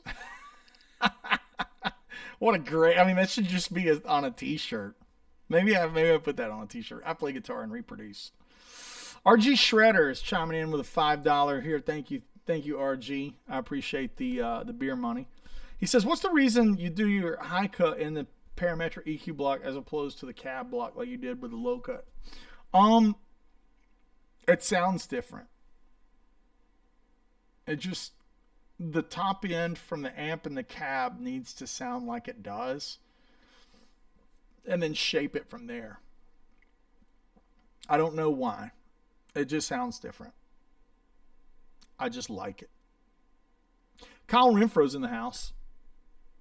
He's saying JP's just different enough from Lukather, even through years of variation. I think that's wise. Yeah. I drink and I know things too. Yeah. I play guitar and reproduce. I drink and I know things. Yeah. Sean's in the house. I hope you're doing good, Sean. He says, "Do you think the quality of the average guitar player is at an all-time high? Everywhere I look online, I see incredible guitarists. Seems like guys like yourself are having an impact." That's a great question. The average guitar player, no. And I'll tell you why. I think there's more people picking up the guitar and trying it out. So numerically, there would be more people in the pool, and the average skill set would be lower. However, I do think that YouTube and Instagram has made it where every above average player now has a platform to be seen, so you feel like there's a million great players. I feel like there's a million great players. I also feel like there's always been a million great players. We just didn't know about them. You know what I'm saying? We just didn't hear them. I also feel like there's a million guys like, you know, creating controversy through the miming and faking it stuff, which that always rears its head up in conversation. I was having a conversation with a guitar player today on Instagram about it, and that always will just solve itself. You get a guy that's like used to miming or playing, or I'm going to use the term negatively, an influencer in the negative sense, right? Not the positive sense, in the negative sense. That is used to creating these perfect backing tracks and then taking a million takes at the solo and then miming it with a billion different camera angles. Take that player, put them on stage next to Greg Koch at a guitar event, Dallas Guitar Show, Sweetwater Guitar Fest, even if I invited them to Woodshed Guitar Experience. Put them on stage next to Greg Koch. They're going to get eviscerated. I mean, that's a fact. So I think as long as you're comfortable and you're a miming fake guitar player, I hate that, but like whatever, that's what these are for. If you're doing that and you're happy to stay at home, then cool. You've done a good thing. The moment you think you can pull that stuff when you get out in the wild and you've got to go on a stage with a backline that's not your amp and it's not your toys, and you won't get 44 takes after a week of practicing it to do it right, you just get called to play a solo on Jessica or Crossroads. Yeah, that'll separate the wheat from the chaff, you know. And I sound like I'm gatekeeping right now. I'm not. I'm actually trying to do the opposite and encourage people to get out there and play. Like play with other people. Play standing up using a strap. It'll make you better. So I think that's a great question, Sean. And that's a really long-winded answer. Yeah.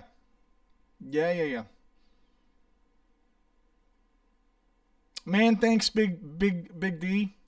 Big ideas. Big ideas with a little focus. I appreciate that. That's all I'm trying to do. I'm just trying to create an anchor point on the internet where guitar players can come and hang out, and we can do stuff like this. You know, I want it to be an inviting environment, and that's what my whole community is all about. A lot of these guys in here are members of the Woodshed. It's fun. It's a really great group of guys, girls. Keith Owens in the house. Thank you for the beer money, Keith. How and where can I get one of the red ones? You're going to have to contact a Sir dealer, and you can do that through the website and look up all the Sir dealers in the United States on the website. Or I can just give you a handful of my favorite. Matt's Music up in Boston area. I love Jay up there. I actually bought that Dr. Z from Jay at Matt's Music. Brian at Guitar Sanctuary is one of the greatest dudes in the game, in the industry. It's Brian Meter at Guitar Sanctuary. The folks at Midwood are fantastic. Midwood Guitars. Randy at Open Chord Music is a dear friend of mine and my business partner on a lot of different things. I have no venture in Open Chord. That's just one of Randy's side hustles, but that's a great room, and Randy has an orange and a red on the way. So I don't know if they have been spoken for yet or not, but I do know for a fact he told me this morning when I met him.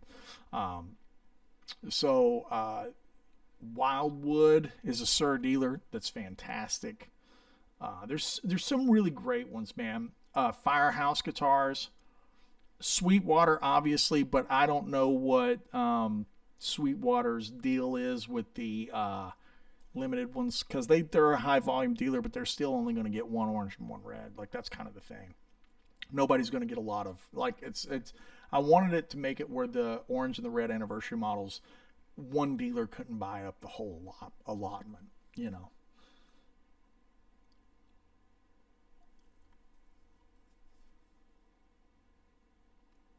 Yeah, under Greg Koch. Yeah, Mark Gamble's in the house. Fun story about Mark. He's a member of our community and Patreon Woodshed and the Woodshed Guitar Experience. Mark every year does a lot of really fantastic photos for us for Woodshed Guitar Experience and makes an awesome book. God, I wish I had one laying next to me. They're upstairs in the house. This is the downstairs is the studio. The whole bottom floor of this residence is a studio. And I wish I had the book next to me, but he does these really gorgeous books for the folks that come to Woodshed. It's really, really great. So yeah, Mark, I appreciate you, brother, and all the stuff you do. Yeah, we're gonna wrap it up here. We went super long today, but that's okay because I didn't have anything to get to other than sit and make presets. Carson saying, how much are they? 6K. It looks like a lot of people, Joey Libs is chiming in. A lot of people are saying 4,300. So I think I'm assuming that's what street price is, you know, with taxes and everything. That probably what was that land you? $4,600. You know, you're about $400 or $500 shy of 5K, which I think is still a reasonable amount of money considering that mandolins are 20K and fiddles are 20K. I come from a bluegrass background where a great Martin can cost you 10 grand. You know, pre-wars can be 20, 30 grand. You know, it's like. So my sense of pricing is a little skewed. I don't come from electric guitar background. I come from acoustic instrument background. So when people complain about, oh, guitar is $3,000, I'm like, dude, I would love to have a Dudenbosel mandolin for $3,000. But that will never, ever happen. Ever. So, you know, it's all perspective, right? Like everything's in its own perspective. Yeah, Carson's saying it's a killer price point for a limited run. Yeah, I mean, like you're getting, you know, one of 100. The completely one-off specs that we've not even offered in the line. I think $5,000's a great deal for it. You know, there's been, you know, the limited run that other guitar manufacturers have done that I love. Like, I'll tell you right now, one of my favorite limited run guitars is the most ostentatious thing I've ever seen in my life. But Paul Reed Smith did it. It was a double neck dragon, and it had two dragons battling on the body of the guitar. It's one of the coolest guitars I've ever seen in my life. And, you know, I'm sure that thing was 30 grand or whatever. A lot of the signature replicas, like I remember when the Frankie, they did the Frankenstein and it was 25K or 20K. I remember the Stevie Ray Vaughan was like 15 or 16,000, and then they did Greenie, you know, the Peter Green Les Paul, and I think that was 20 or 30 grand, you know. So I think what we're doing for a 10-year anniversary model is really cool and well priced if you could get it for, you know, $4,500. I think that's really, really cool. You know, one of 100. Yeah, absolutely. Steve Newsom says, awesome today. Thank you for doing the patch build episode. No worries, man. The first EVH replica Frankenstein were like 17, and that was 20 years ago. Here's the thing, Carson. They were 17K, but dealers were putting 3 and 4 and 5,000 on top of it. That's what people don't remember. It was, you guys know, like when they launch a GT3, like the Porsche GT3, you know, it's got $150,000. I mean, dude, the Z06 had 40 and 50 grand markup. Like, you know, when they came out, there was like markup on it. So yeah, Carson's right saying they were like 17, 18 grand 20 years ago. But yeah, they were also putting 4 and 5 grand on top of that. Dealers were just, because there weren't enough of them, right? Wes is saying, hey, Andy, about your black telly, I've heard that metal pickguards can darken or warm the tone. Do you agree based on your instrument? I mean, I think you're getting into the semantics of how much a piece of wood changes. These things are not all cut from the same tree. You know what I'm saying? Like, wood is an imperfect cellular structure. So when we're talking about how much something like a pickguard can adjust the tone, now I'm not saying it doesn't. I'm just saying, like, I would have to hear 4 different Andy Wood models and then hear those with him without the same pick guard. That's how I like to think of it, right? My dad had a great saying when you talk about cars. Some of you guys, Patreon, have heard me say this a lot. But my dad always called it the Wednesday car. And I think it applies to guitars. The Wednesday car is the Ferrari 430 built on Wednesday. That Wednesday, the factory workers, they didn't have anything to do Wednesday except build a car. Now on Friday, that same 430 with the same specs would be built. But that Friday, they're in a hurry to get out. You get one built towards the end of the day, they're in a hurry to get out and enjoy the weekend. Monday rolls around, you get one of the 430s built first thing in the morning on Monday. They're hung over from the weekend. But on Wednesday, you've had nothing to do on each side of the day of the week except build 430s. So when you get a great one, it was built on Wednesday. And I think that same metaphor and that same little story applies to guitars. Like you can play 10 of them, and there's always going to be one that was like, yeah, it was built on Wednesday. They didn't have anything to do that day except just build good guitars, right? So that's probably where I'll leave you. I like that story a lot. My dad was the best. He had a lot of those little stories. 5150 saying he's in the aviation industry. I can tell you that absolute trash is made on Friday afternoons. Yeah, exactly right. That's exactly right. Yeah, I mean, it's true, Wes. Here's the other thing. I would say this. This is one thing I want everyone to take with them today. Who gave you the advice? I'm going to hold the microphone. Who gave you the advice? Could they play? Could they play their ass off? Did Guthrie Govan give you that advice? 95% of the time, there's somebody online or in real life telling me about tone and gear and what I need to do and what I need to use, and they can't play. So if you can't play, how can I trust your ear? I can't. I need to get the advice from somebody that can do it. Now, the irony is, how many times did you hear these stories about people walking up to Van Halen's rig and they're like, they can't play it. It's got so much gain and delay. And they're like, God, just like Ted Nugent. I love the Ted Nugent story. He's like, he could barely drive it, But Van Halen could play. Dude, John Petrucci's another one. All that delay, all that gain, super low action. Put somebody on that rig that doesn't know what they're doing. It'd turn into a nightmare. But John can play. That's the advice you gotta always remember. Who's telling you? Is it somebody that can do it? Is it somebody that's played 15,000 gigs? That's the people you want to listen to. And I've been lucky, man. I've been surrounded by people that have not only accepted me, but been kind to me and gave me pointers or pointed me in the right direction when I was looking for something and helped me along the way and connected me with other people.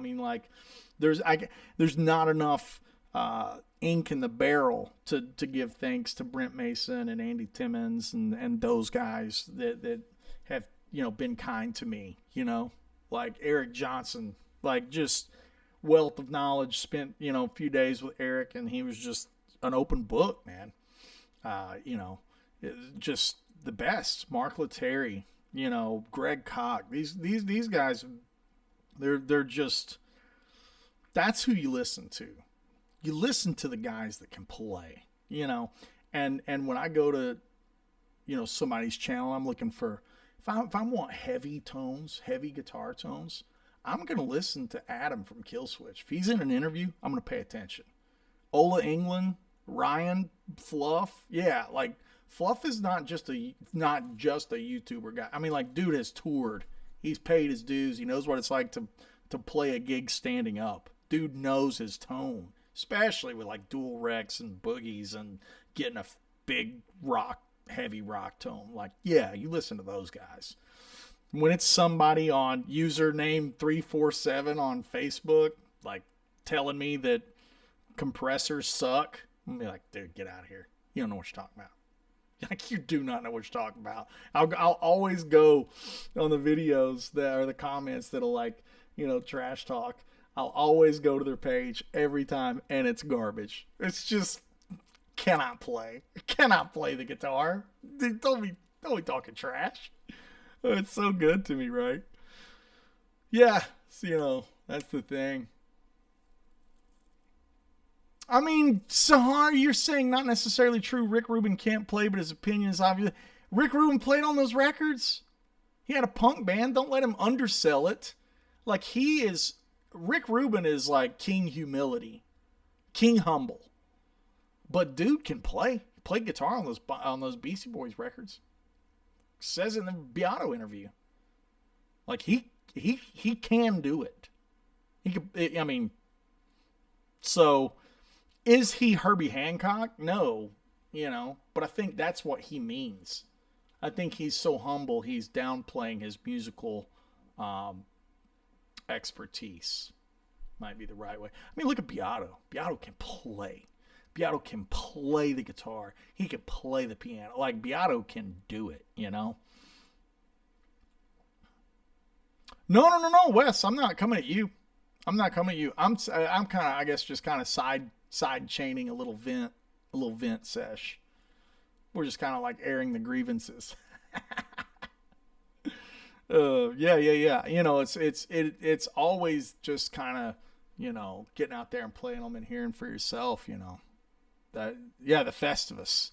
Well, the Festivus poll and the airing of the grievances. Feats of Strength is next. We'll do Feats of Strength next week. Yeah. What did you play before, sir? Rob Merritt. I'll show you. Rob.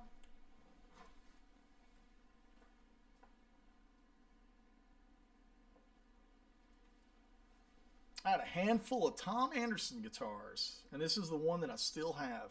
It's my favorite Anderson I've ever had, and this thing is a monster. I love this guitar. I played it for years in Down From Up, and the reason I started playing Sir's was I wanted a 24 fretter, and Sir had just started the modern. But yeah, Nick knows the Down From Up. Yeah, I was playing this Tom Anderson into that Diesel Herbert that's right behind me over there. Yeah, that was the combo. Loved it too. Still love it.